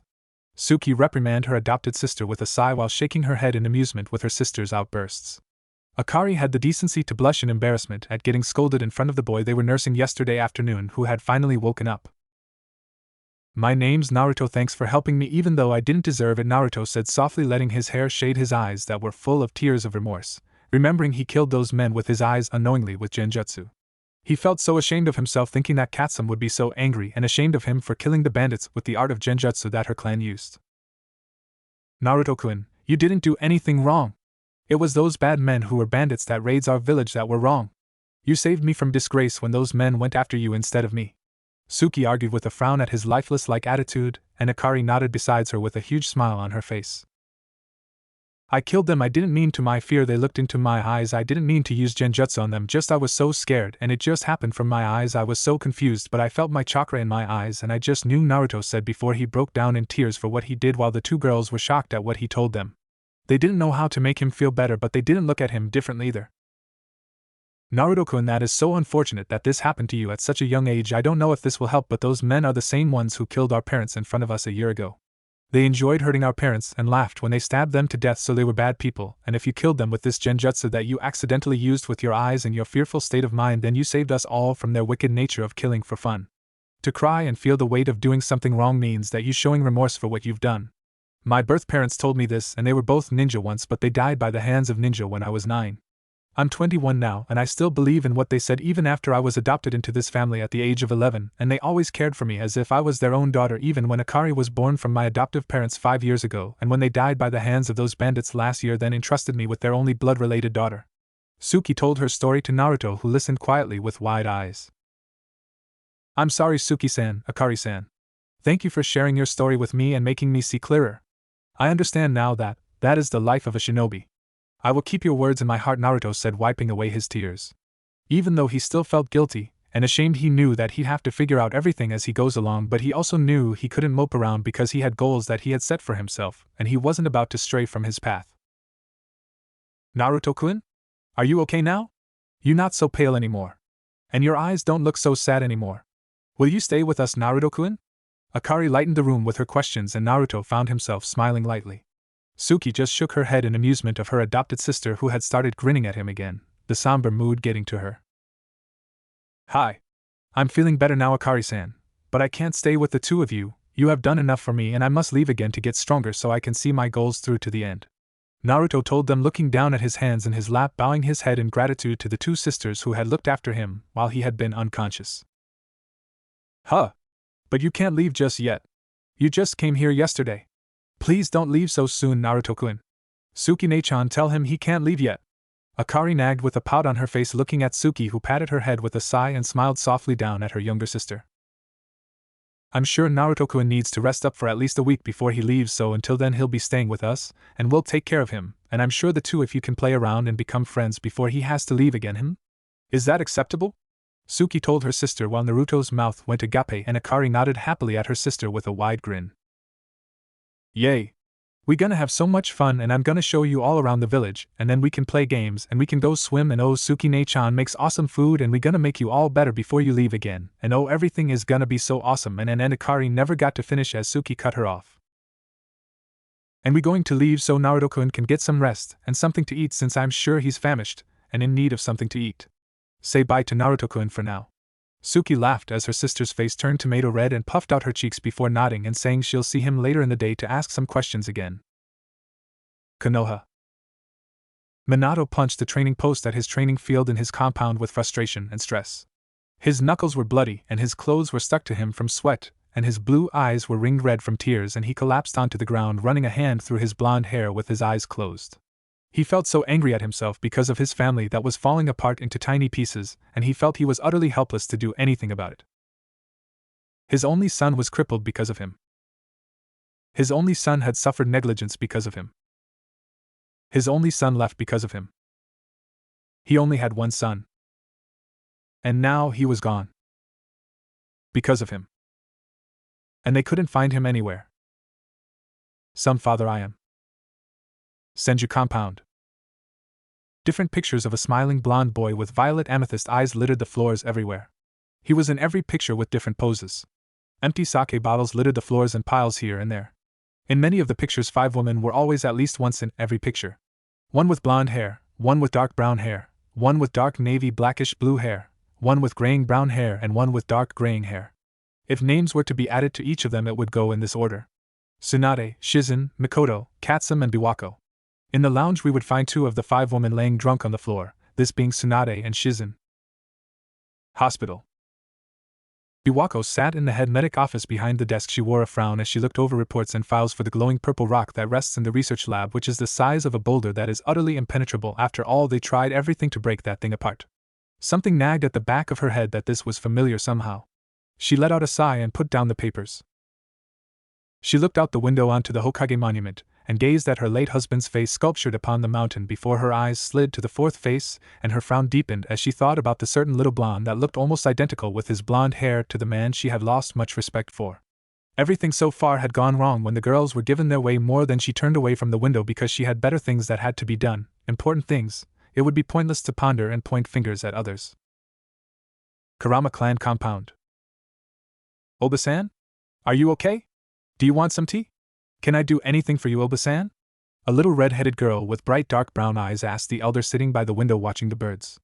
This little girl was the elder's granddaughter and also a girl who had a lot of raw potential and enhanced genjutsu prowess that could use genjutsu that affect the body or bodies of the person or people her genjutsus are used on. Hi. I'm fine, Yakumo-chan, just thinking on a few things I hope to see in the future if I live until then. Why don't you get me the tea for now then, my child?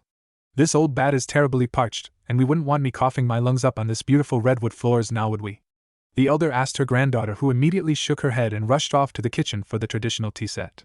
The old woman's honey-colored eyes wrinkled at the corners as they sparkled with mythical amusement, with a pinch of sadness hidden in her eyes. Katsum Kurama couldn't deny that the future would be a sight to behold if she lived long enough. Uchiha Compound. The head of the clan and his wife sat outside in silence. Neither spoke their thoughts, yet both spoke their mind. As confusing as it would seem, it has been like this for the past few days between the couple. This is the scene their son, Itachi, walked into with his heavy heart. Mikoto glanced at her eldest child, as did Fugaku. Both looked questionably at him, awaiting his report. Itachi-chan, please tell me you've got good news for us. Please? Mikoto pleaded to her son with tears in her eyes, while Fugaku just held her hand in support with his own. Itachi inwardly winced. Naruto leaving had taken its toll on both his mother and father, including him. He took a breath. He might as well inform them and get it over with for now. He hated seeing his mother like this, especially since she is pregnant. Ka-san Tusama? It is to my utter disappointment to inform you that we have still found absolutely nothing with regards to Naruto-kun's whereabouts, and for now Minato-sama has had to decrease the search for a time being. We just know that there had been signs he was on Suna's borders, but furthermore nothing else has been found. I am sorry to disappoint. Itachi spoke to them in a soft but firm tone that held respect. Mikoto bowed her head and whispered her thanks to her son, while Fugaku sighed and nodded in defeat. Despite being the clan head, he had his moments that he could care less about composure and status. Itachi took that as his cue to leave his mother and father alone again. Namikaze's compound. Nanami sat by the koi pond and looked down at her reflection. Her cheek still stung, as if the bruise that had healed up was still there from a few days ago, but she guessed it was just one of those things. Nanami watched as the fishes swam across her reflection in the pond, and her thoughts started wandering to that of her only brother who left them because they had all been so terrible to him. Nariko and herself had been the main causes, she was sure of that. After all, they had treated him like trash, and now look at where it has gotten them. Naruto and I wish I could apologize, but I can't because I know I was jealous and I still am. Everyone saw you as a coming protege, but Nariko, and I didn't like that. I am ashamed that we always were so evil to you, but the next time we see each other I will apologize deeply for our family's actions towards you, but I don't expect you to forgive us. I know everyone else will, but I don't, because even though we will try to be better, we will never fully succeed because this is who we are. Nanami's thoughts were deep and very intelligent, but then again it's expected when your father was a protege. Naruto. Our black-streaked blonde lay awake staring deeply at the ceiling of the house of the two girls he befriended accidentally. He thought on everything so far that he had done. From the perfect escape plan succeeding to the words of Suki-san after he killed those bandits, and Akari-san's total look-over of what he'd done, even if it was accidental. Both of these girls had given him much to think over for a while, and he needed to start training again. He didn't know what to make of the dark-headed woman with short hair and gray eyes. Suki-san was emotionally stronger than anyone he'd ever seen, and he could only hope to one day be the same. Yet he wondered how she managed it all, because not only did her biological parents die by an enemy, her adoptive parents died in front of her, and she was helpless to do anything other than trying to protect their biological daughter. Akari-san was another mystery on her own. The girl his age was so bubbly and upbeat even though she witnessed her parents' death. He wondered what made her keep being happy despite the terrible thing of watching your parents die before you at the tender age of 5. She was simply at ease with everything, and you could see she took after her adopted sister. Naruto sighed and closed his eyes as his brain tried to work out how he had managed to use genjutsu through his eyes, but unfortunately for him he could only come up with one answer, and that would be that the chemicals he had used have caused this, and now he could only wonder what other changes the chemicals did to his body. Unknown to the violet-eyed boy, this had all been the doing of the green chakra that had become part of him and his chakra system. Konoha, Hyuga compound. Hinata sat quietly in the garden with Niji. Her mother, who would normally sit with her, was busy because she was pregnant and due to give birth in 5 months' time. Hinata's fingers moved slowly as she made a flower crown. Niji sat to her left side and watched her with clear moon-colored eyes. Hinata let out a long huff of air when her crown broke again for the 4th time. She had been trying to take her mind off of recent things, but she couldn't help it. Hinata-sama? Is everything okay? Are you getting another vision? Or are you thinking on something troubling? Niji asked as politely as he could while looking at her questionably. Hinata looked up at the pale blue sky, not a cloud in sight, and the sun shone brightly as if all was happy and perfect. She turned away from the sky and looked at her cousin. Niji and I can't help it, and I keep thinking about Naruto-kun and the reasons he left us all. I miss seeing him around us. But I can tell without a doubt that we will see him again in the future. Hinata's words rung in the air, carrying away all its secrets. She looked at Niji and smiled. Unknown place. The same man as before sat with a book, and on the title Diary of Uzumaki Kushina he chuckled gleefully, and his dark eyes could be seen glinting wickedly. A door on the side of this dark room opened, sending a light in the room, and you could now make out the color of his eyes. They were a dark purple, almost black. A wicked grin spread across his lips, for the only features shown in the light were his lips and in dark purple eyes. A tall, lean figure walked in the room with file. The figure kneeled on the floor in a deep bow. My lord, I have all the data collected together just like you asked of me. There were no problems on the way either. I hope you are satisfied? The figure, now identified as male by his deep voice, spoke in a respectful tone to the other man that was in the room. A sinister laugh was heard before a sound of liquid hitting the floors and walls was heard, followed by a thumping sound on the floor. Glowing purple eyes peered down at the dead man on the floor. Indeed, I am. A few pieces have yet to move on this chessboard. Our favorite mysterious male voice of malice was heard as it rung throughout the hallways, and the candles flickered. Glowing purple eyes flashed in sick, fascinated amusement at the dead body before him and his thoughts about his plans for the future. 3 weeks had passed since Naruto first met Suki and Akari, who later introduced him to the rest of the villagers as the person who got rid of the bandits that were raiding the village. The village itself was nice. They had a few shops and 1 or 2 restaurants. The villagers were very friendly and kind to him, or maybe it was because he saved them from the bandits who raided the town frequently. Despite that, Naruto enjoyed being in the village itself with all its people. The villagers had at first been hesitant because he was so young, but soon accepted it as fact and praised him, calling him their little hero. The village children all wanted to be his friends, and he accepted their friendships with a smile. However, every night for the first week he had sat up thinking upon everything he had done so far, and when he went to sleep he was plagued by nightmares until one night Akari started helping him get over his night terrors. However, nothing was as terrifying as the situation he currently found himself in.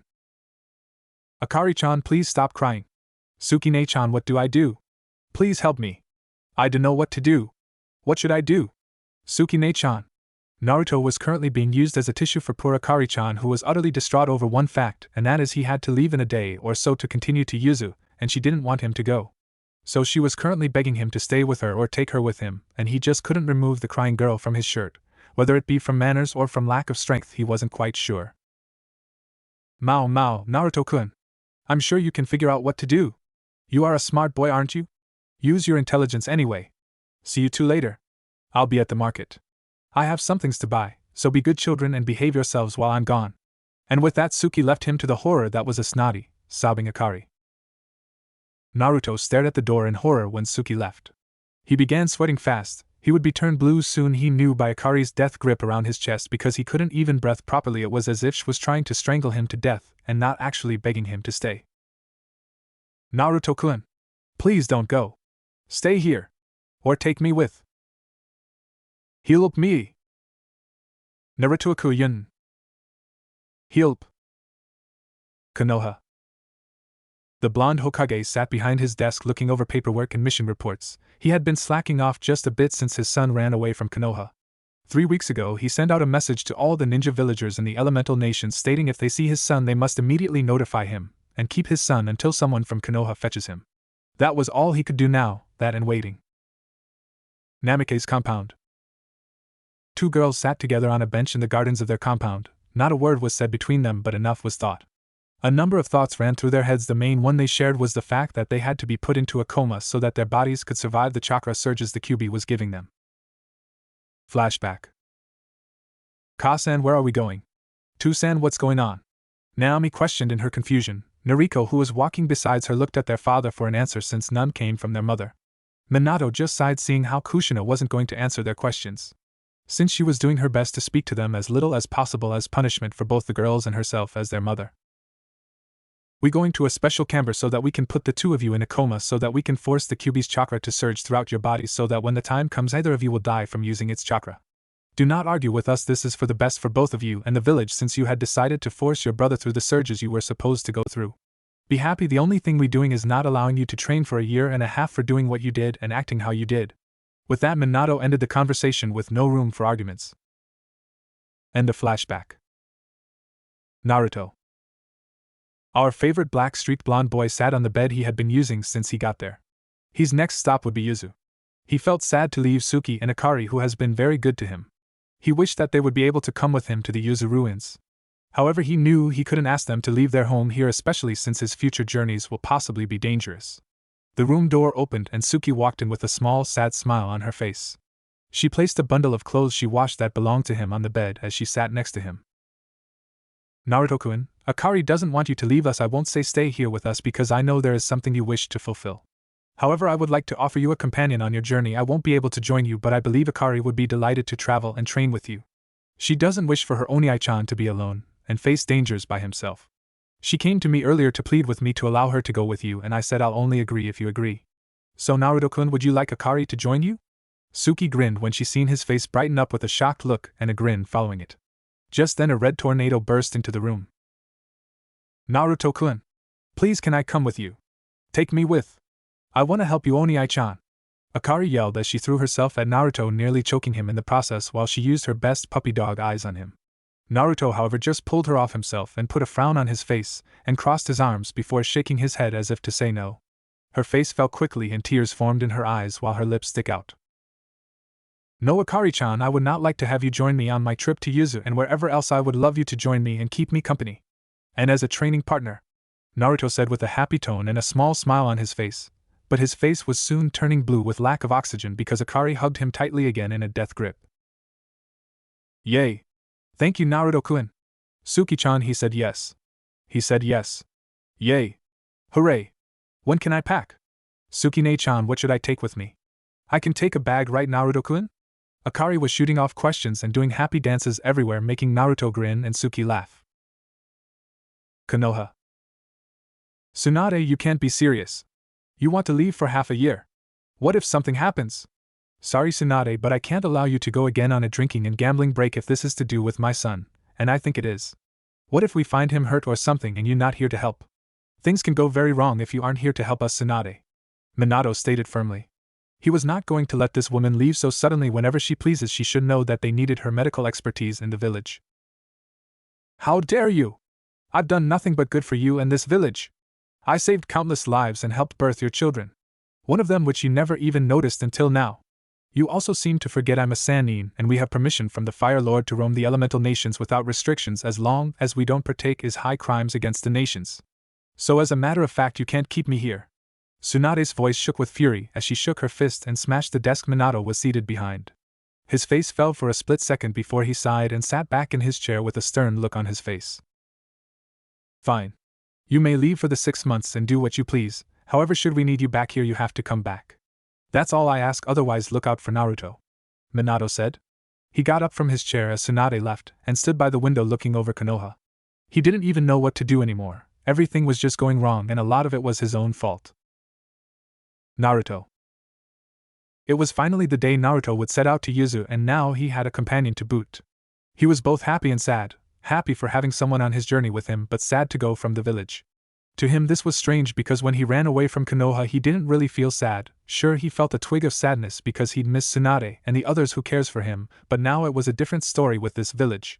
He might be a very intelligent child, but when it came to his feelings he got confused and lost. Akari was standing on Naruto's right side with her own backpack.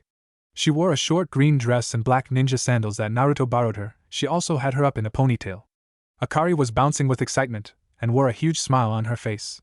She was really happy to go with Naruto Oniai-chan on his journey to Yuzu and all the other places he was going to.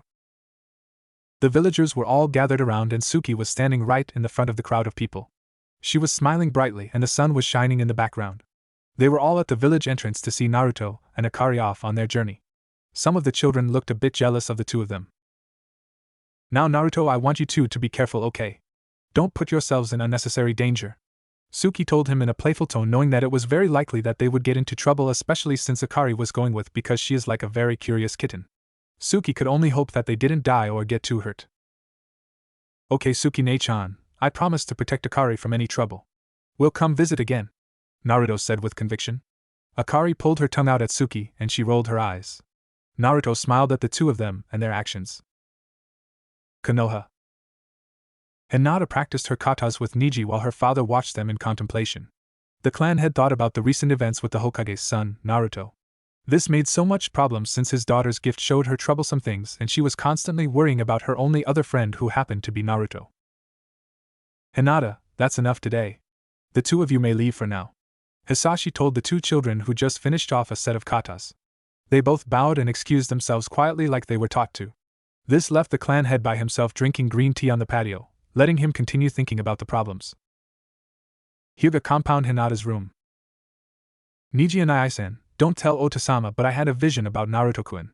He was standing at huge red gates at a village entrance, but the gates and walls looked damaged and run down, but at the top there was a sign like our village sign, only it was the Uzumaki symbol. I think I know where Naruto-kun is going, and in my vision there was a red-headed girl too, Hinata said excitedly to Niji with a smile on her face. Niji wore a face of shock before he also smiled. And where is he going? Yuzu no Teisho, the home of the Uzumaki clan. Let's not tell anyone then, since it was his choice to leave. I won't, Nai-san. Let's train hard to see him again then, Nai-san. Yes, let's do so, Hinata-sama. Naruto's POV. It has been 2 months since I left the village I helped out with Akari. Being 8 years old is tough to do such things in the little amount of time it has been since I left Konoha. I am happy to have Akari with me as my companion as well as my new friend Kurosuke. We met accidentally and became friends, but it took time for him to trust us. Let's see. Flashback. The boat rocked as I sat down. Akari slept while I watched out for anything. The weather was calm for now, but the closer we get the more rough the sea will get. At least that's what I found out about Yuzu. They are surrounded by whirlpools and only an Uzumaki's blood can stop the whirlpools until you get to the island. Even on the map it shows swirls where the whirlpools are, so I wasn't expecting anything, so it is pretty easy to fall asleep, and so my eyes closed. Huh. I didn't know there's anyone out here. That was a male's voice. I lay very still. I wonder who this is. I hope he doesn't have any bad intentions. Those were my thoughts until I got kicked in the arm and my eyes shot open. I was hardly expecting what I saw. A boy no older than Akari and myself loomed over me. He had pitch black hair and ice blue eyes, and his clothes looked slightly worn out. Hey! I'm speaking to you. Who are you? Why are you going in the direction of Yuzu? The strange boy spoke to me, and I found myself wondering who he is, and why was he out here by himself. My name's Uzumaki Naruto. I'm going to Yuzu to train and learn about the Uzumaki clan. Who are you? And how did you get onto our boat in the middle of the sea? I spoke my thoughts for the moment, and I watched as his eyes narrowed at me as if looking for some kind of lie in my words. I'm Katsuno Kurosuke. I'm running away from people that is trying to kill me. I ran on the water and came across your boat. Kurosuke told me while he stared me in the eyes. I really don't know what to do in such a situation. Should I help, or would it cause more trouble for me in the end? I don't even know if I can trust this guy. So you don't have bad intentions towards us? You just willing to move on? I asked. It's pretty obvious this guy doesn't trust me either, so I won't beat around the bush. I might be 8, but even I know to be cautious of strangers and people. That was the plan, but since you're going to Yuzu, which is really hard to get into even though it's in ruins, I decided to go with you. Besides, you look like a shrimp. And I need a place to hide and get stronger too, said Kurosuke. Ha! Is this person serious? We just met, how could he just decide something like that? What? How can you just decide something like that? We just met. I don't even know you. And I'm not a shrimp, for your information. The words just flew from my mouth. It was as if my tongue had a mind of its own. HN. So what? Just because I decided to go with you guys doesn't mean I trust you. You'd just be helping me hide for the time being. It's really no big deal. I won't even steal from you. I'll just keep to myself, and you are a shrimp because you a bit shorter than me, he said with a smirk in my direction. Everyone believes I'm a really calm person, but I am still a child and I do get riddled up for certain things, example this situation. You have some nerve. How can you just up and decide something like that? Shouldn't you think this through? And stop calling me a shrimp. I must keep calm, I must keep calm, I must keep calm. You don't want me dying somewhere, do you? I'm only 8. I have a life ahead of me. Besides, we might even become friends, Shrimp. Kurosuke said, sighing with his arms crossed. Honestly, this guy a minute ago he was arrogant, and now he looks so down. Fine, you can come with us to train in Yuzu, but no funny business. I told him and he smirked at me. Honestly, I'm starting to feel a bit stressed out now. Hey Shrimp? Do you have anything to eat? Don't call me that. I can call you what I want, Shrimp. This guy. End of flashback. Hey Shrimp? When are we getting supplies again? Kurosuke said, coming towards me. I sighed internally, this guy. Normal POV. The 3 8-year-olds rested against an oak tree. They all wore shorts and a loose t-shirt which were slightly messy and dirty after they just finished their morning warm-up session, which involved stretching, jogging, push-ups, sit-ups, dodging and balancing. They were taking a 30-minute break before starting their training. Naruto Oniai-chan, Kurosuke-kun, I'm going to get some water, do you want some too? Akari asked the 2 boys as she got up. Both of them said yes, and then she was on her way towards the river just a yard away from where they were currently. This left the 2 boys in silence, making both of them a bit more serious. Naruto? I've been thinking about something for the past week since that incident when Akari and me found out about your past. At first I was angry you never told us about it because I thought we were finally friends now after you said so. I didn't even think your family would act like that towards you. I mean, you know about my past, that my family was killed because they didn't believe that my family was innocent, and now they want to kill me too, even though I didn't do anything either. But after thinking about everything properly, I decided I'll help you since you're my only friend other than Akari. Kurosuke said all this to Naruto while looking away with his arms folded. Kurosuke, thanks. You are my friend, and even though it's been only 2 months, I trust Akari and you with my life. I was just scared to tell you guys about my past, and that I wanted to get revenge against them. Every day we study in the Uzumaki library, and the more I think about getting back at them, the more I think I shouldn't only focus on that. And I finally get that protecting people is also one of the best ways of getting back at and making a name for myself in the shinobi world. So will you help me? Because I can't do everything by myself. Naruto said, turning to the dark-headed boy next to him. Okay, I'll definitely be by your side along with Akari.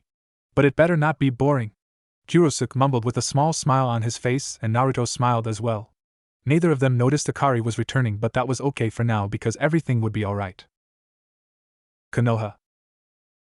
A pink-headed girl sat on a park swing by herself and thought about the blonde boy who came out of nowhere like a knight and rescued her from the bullies who constantly haunted her every day of every week.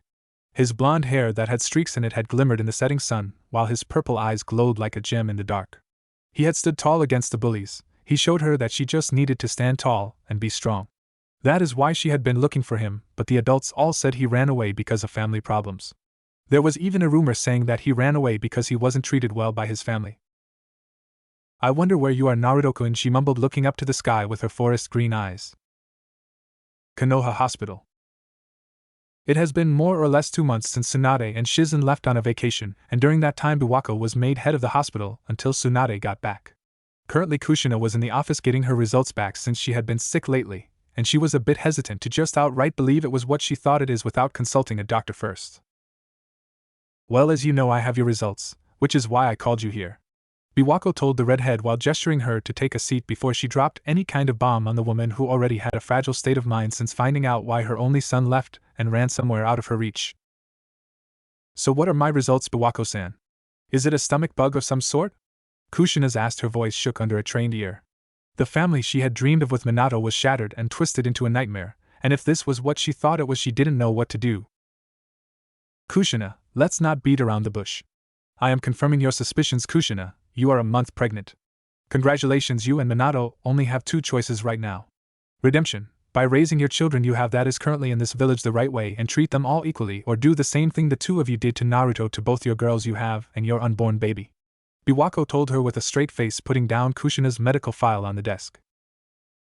Kushina's eyes widened in shock and she sank into the chair while crying and laughing at the same time. Biwako sighed and waited for the younger woman to calm down. Uchiha Training Grounds. A figure laid on the grass near the riverbank. Onyx black eyes stared up at the cloudless sky deep in thought. A small sigh escaped the figure's lips and he pulled himself up into a seated position. His pitch black hair that was normally in a low ponytail swayed in the light breeze as his thoughts focused on one thing. The Uchiha clan. Itachi had been getting more pressured lately by the clan elders and his father, but he refused to buckle under their selfish desires for the clan. He knew they were planning something concerning the Hokage and the village, something that without a doubt will end up in disaster for not just the village, but the clan too. His thoughts would have continued if he didn't notice his cousin's presence. Sure sway council? Itachi asked as another dark-headed boy appeared behind him. Damn it! You sensed me. And yeah, those fossils are calling again. Sure sway replied with annoyance. Sure sway had short curly black hair, and wore an annoyed look which was different from his unusually large grin he normally wears compared to all the other Uchihas. Hey, it looks like there'll be a storm soon, the sky's gone all dark and cloudy. He told Itachi after looking up at the sky. Yes, there will be one soon, Itachi said before getting up and walking away towards the council chamber from the training grounds. Sure sway jogged to catch up with the younger Uchiha heir. Hey, now I get the feeling we aren't talking about the same thing here. Right. Itachi? Ida-chan. Don't ignore me. Ida-kan. Uchiha main house. Sasuke-chan, where are you, my baby? Mikoto called from the kitchen where she was making dinner for herself and her 3 boys in the house. Her belly protruding slightly, showing she was about 4 months pregnant with the soon-to-be new addition to the Uchiha family in the house. Oka-san. I told you to stop calling me that. I'm not a baby, you're the one having a baby, which is gonna be my little brother or sister. And I was just in the lounge. Sasuke said, pouting with his arms crossed across his chest, trying the famous Uchiha glare on his mother. Mikoto just laughed at how cute he is. Then a memory suddenly struck her of Naruto, and her chest suddenly felt heavy again, and she let out a sigh. Yeah, big man, go set the table for me. Okay, Oka-san. Namikaze's compound. A red-streaked blonde-headed girl with navy blue eyes sat under the tree her brother always sat when he was still with them. Nariko thought more about her wrongdoings towards her brother. All the things she had done wrong haunted her day in and day out, even though she had made a promise to change herself. Which is why she sometimes sat under this tree that he always used to sit under. She wanted to be stronger so she can also search for Naruto and apologize to him. Thinking about Naruto, she remembered the day Nanami and her met the Kyuubi no Yoko. Flashback. They were just put into the coma so that the Yukai could flow through their bodies without hurting them physically, or making them go berserk and kill everyone. Minato and Kushina stood to the side after the seals were activated and waited in case anything went wrong so they can step in and help. As the 2 girls closed their eyes and everything went dark, it was as if they heard a grunt of annoyance in the back of their minds. It wasn't much later that they ended up in their own different minds cap. Nariko found herself in a field-like place with a huge cage with chains on every bar. Nanami found herself in a sewer-like place and a cage in front of her. Nariko. So my host grants me the pleasure of meeting me for the first time, huh? How distasteful you are, host, how distasteful, and sad a voice came from the cage which was misty with fog. A single vibrant red eye was seen through the most.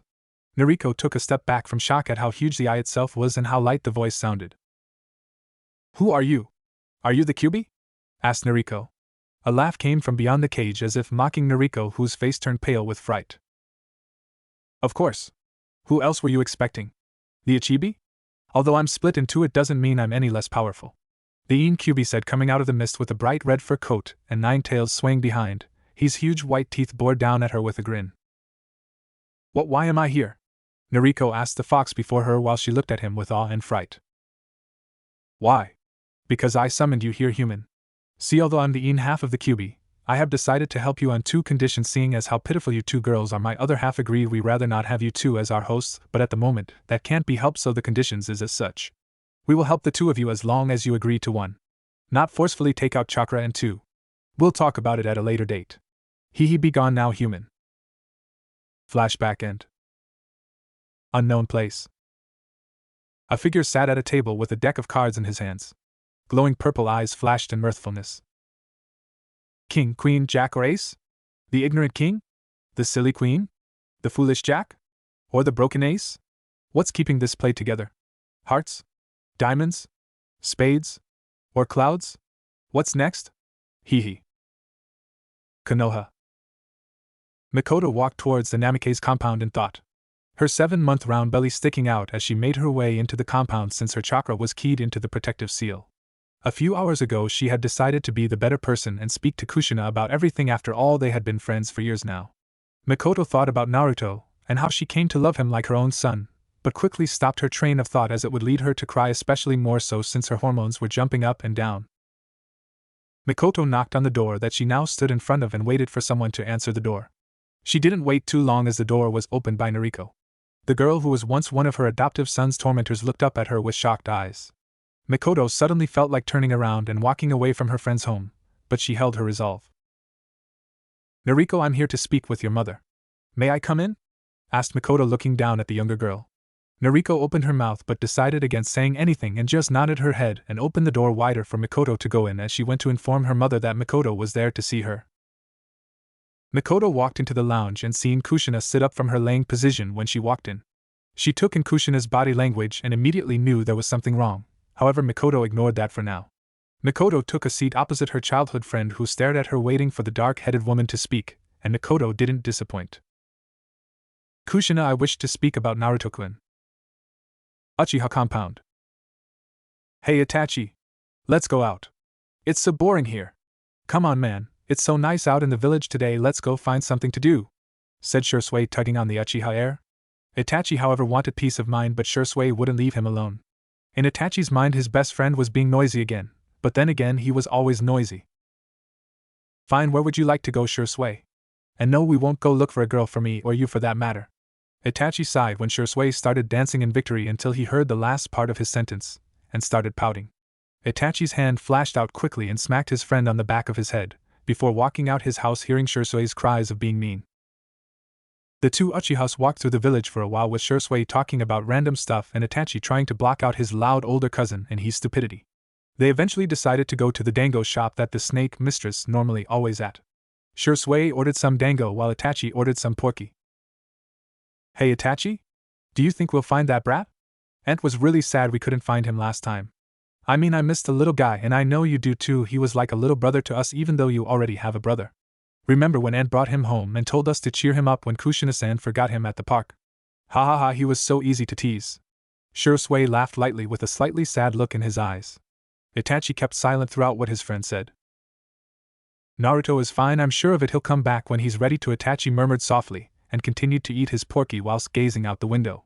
Shursui reached out to steal some of Itachi's porky, but Itachi's hand shot out and grabbed his friend's wrist and turned to him with demonic eyes. No one touches my porky. Uchihas. That's my table. Move before I let my snakes have a hearty meal of your balls. A purple-headed woman yelled out, already pulling out her snakes. Shursui paled and started sweating nervously, his wrist still in Itachi's grasp. Itachi just glanced in the woman's direction for a second before letting go of Shursui and disappeared with the rest of the porky. Ha Enko hee hee. Shursui didn't say anything else as he bolted from his seat, forgetting he could shushin away from the crazy lady. Enko of course cracked up with evil laughter, before sending a shadow clone after him whilst she sat down and ordered a few plates of dango for herself, laughing harder when she heard the commotion outside. I'm just that good. Namike's compound. Kushina and Mikoto sat in silence after Mikoto explained how she came to care for Naruto more than normal. Kushina let a few tears fall from her eyes, silently looking down at her hands in shame. Mikoto didn't feel glad to bring her longtime friend to tears now that she was thinking with a calm mind. She actually felt slightly sorry for the woman opposite her. The feeling wasn't for the fact that she was in pain over this whole ordeal, it was because the woman was a fool for not seeing everything that was going on. Mikoto, I'm such a bad mother, I don't deserve a son like Naruto. I should have seen what was going on. I shouldn't have treated him the way I did, and now oh Kami Mikoto. What am I going to do now? I was so terrible, surely I'll mess up again. Kushina cried out, balling her hands in her apron. Mikoto frowned, not knowing exactly what's going on. Kushina, what are you talking about? What do you mean you're going to mess up again? What's going on? Mikoto asked, confused at the red head across from her. Kushina shook with tears, her half-dead looking eyes swelled up with more and more tears, making her eyes red and her face puffy. Mikoto's frown turned worse as she wondered what's going on. Finally Kushina told her what was wrong. I'm 3 months pregnant. What? Kushina and Mikoto turned around to the voice. A pair of shocked blue eyes met one pair of onyx black and one pair of puffy violet eyes. One word was uttered. Minato. Yuzuteisho. The one and only Uzumaki Naruto sat meditating on his bed. He was uncertain with what to train in, they had just been doing stamina and endurance exercises. He didn't know for one he was always going to be dead set in Genjutsu and Fuinjutsu, that was long time determined. However, he didn't want to rely on just those two, and that's why right now he was at a dead end. Hey! Shrimp! Let's go spar! Come on now, you look bored in here. And I also think it will help us actually think of what to train in. Akari and I have guesses on what to train in, but we still unsure. So we think maybe a spar or two will help us settle on something, but really you can't just sit around here and meditate, it is boring. What are you, a grandpa? I mean, it's such a nice day to spar, but you are here instead. So we gonna drag you outta here to spar? Kurosuke demanded, just like any 8-year-old would, and Akari was right behind him nodding her head. Fine. Don't pull me. I'll come spar with you guys. You're so mean. Just telling me what to do. Naruto pouted as he stopped his friends from dragging him out the room. In the back of his mind he thought that just maybe they were right, even if they were being extra childish than they normally were. Yeah, maybe they are right. Oh yeah. Naruto-kun. I found this really pretty place the other day, it's on the other side of the island. I mean, it was really pretty. There was like this cave place thing, and when I went into it there were like this glow further in, and when I went to check it out I found this huge pool thingy that has this huge whirlpool thing in the middle of it, and it was like the water was glowing. It was so nice. And I want to show you guys. But I mean, after we spar, then we can do see it, cause I remembered the way there, but it was very tricky. So let's go spar quickly. Akari rambled on, bouncing up and down in excitement, and the two boys became curious about this so-called pretty place. Naruto's POV. After being dragged to the training area that we normally use, we decided to have an all-out spar where we all went against each other. Akari, Kurosuke and I stood facing each other in a triangle-like shape. We tensed up, and then like an explosion going off we moved. The rules were simple: no pairing up and no holding back. It was always the same rules, even when it was one-on-one.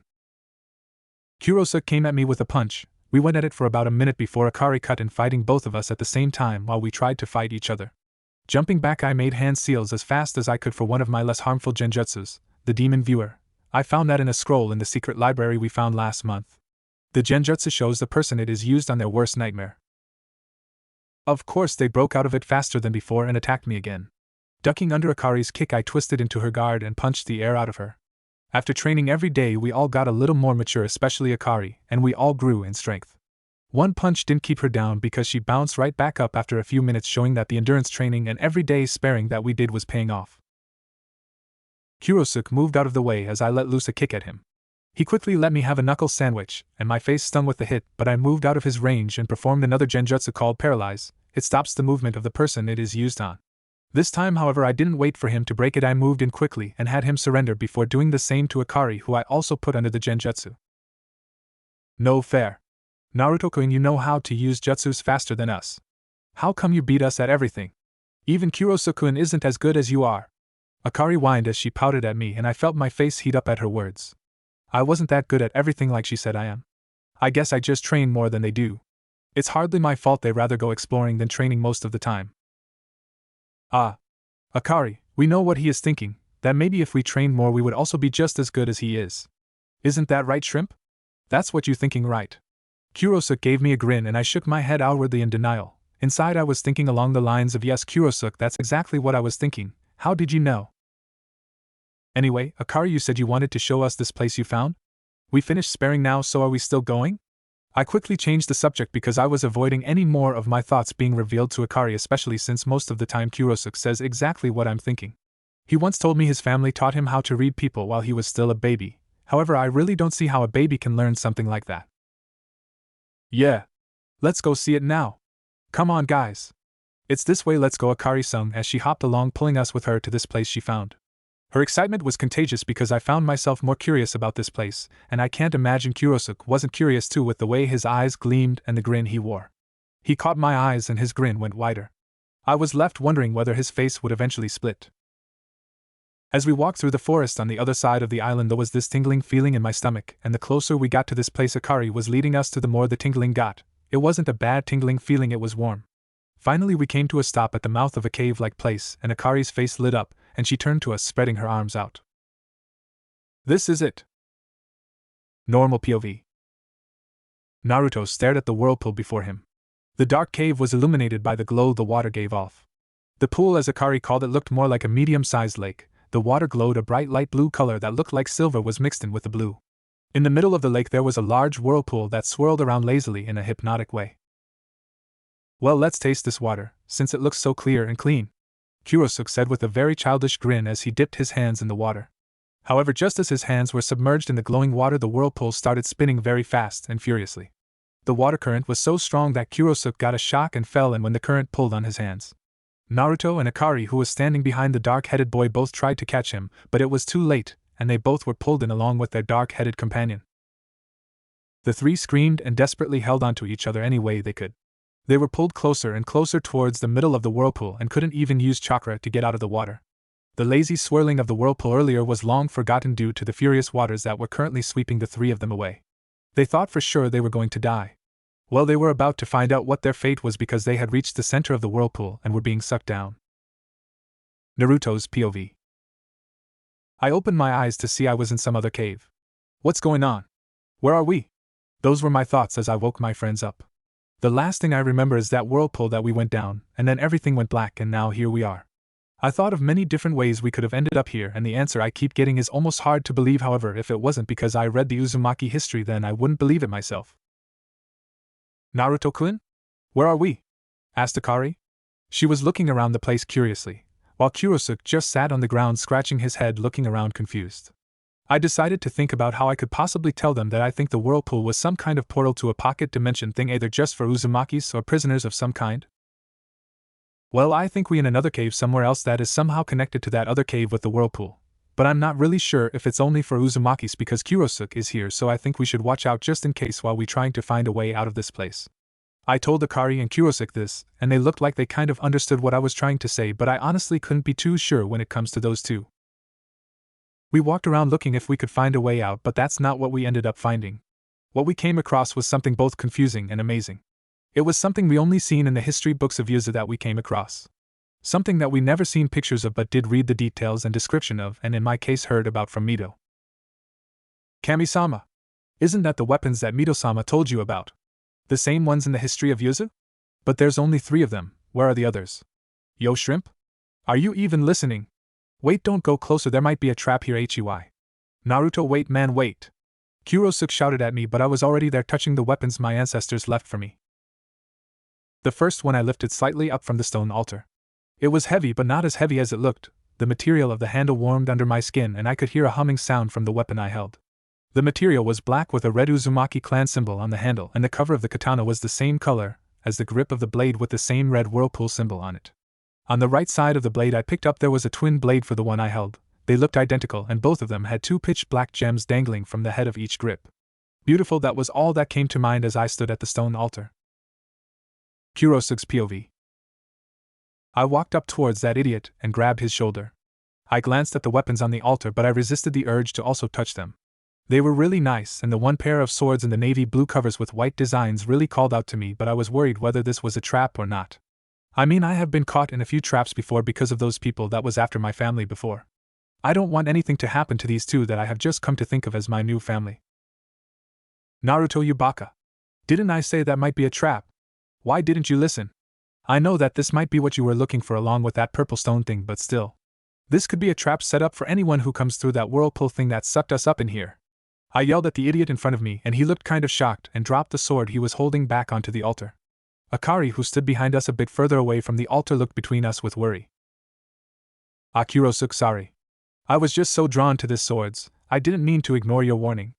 I mean, what are the chances we were looking for the Uzumaki heritage, and then Akari stumbles across the cave with the whirlpool and then you fell in, and we all got pulled here, Naruto said, looking slightly bashful. I shook my head at his idiocy sometimes. I opened my mouth to say something, but there was suddenly a pressure pressing down on all 3 of us. Who dares to enter this cave under my protection? There are 2 Uzumakis here. Are you traitors? Who is this other person here? Why are you here? Answer me now. A thunderous female voice echoed all around us, and this beautiful woman with red hair appeared before us wearing long white robes with the symbol of fire on it. And Mito. It's me, Naruto Uzumaki, and my friends Akari Uzumaki and Kurosuke Katsuno. I came to Yuzu on the orders from you, Andi Mito. Part of your soul appeared in Konoha and saved me from death and made me your heir. You also said if I chose for myself, when my memories of you were sealed, to go to Yuzu, then I'll get my memories of you back and then I will have to find the Uzumaki legacy. Naruto told the woman in front of us. I looked at him in awe. Naruto had forced himself to stand up even under the pressure that was pressing down on us. You are a brave one, young man. If it is as you say it is, I wish to see some proof of what you say. You should have the proof I need in order for me to allow you to leave with 3 of 8 weapon sets from our ancestors. Come to me, young man, and let me see your memories of this other me you speak of. Mito-sama ordered. Naruto walked towards her without fear and allowed her to lay her hands on his head to see his memories. Not even a few minutes went past when Mito-sama pulled her hands away with her mouth in a frown. The pressure lifted off of us and Mito-sama pulled Naruto into her arms and hugged him. I stood up from the ground and glanced towards Akari, who had also been rooted in the same spot that she was in, and just watched. Normal POV. I'm glad you came to look for your legacy, Naruto. I'm really happy that you have found yourself companions as well. You can happily take the weapons. However, we only have 3 out of the 8 sets that used to be here. As you can see, the twin katanas, the twin set, and the scythe is the only ones here. The bow staff and the others used to have masters before until they died and their weapons stolen or lost. Mito told Naruto after she pulled away from the hug. Thank you, Auntie, but how will we find the others? I don't want the other weapons to be taken by the wrong people. I mean, I wish to give the weapons to the right people who will do the right thing with them. Naruto asked the elder Uzumaki. Mito smiled at him in return and nodded her head in understanding. Yes, Naruto, I know. You can give the weapons to your friends, but beware of who you give them to. The only way to unlock their power is the will to protect and survive in a life or death situation. You and whoever you give the weapons to can bond with them by blood, and then the weapon of choice will be able to be called back to the owner if it is out of reach. The weapons can also sense each other. You can use the strength of the glow to find the others. Naruto, there is something else I should warn you about, especially with the prophecy. Only you can stop the evil if you push aside your hatred for your family.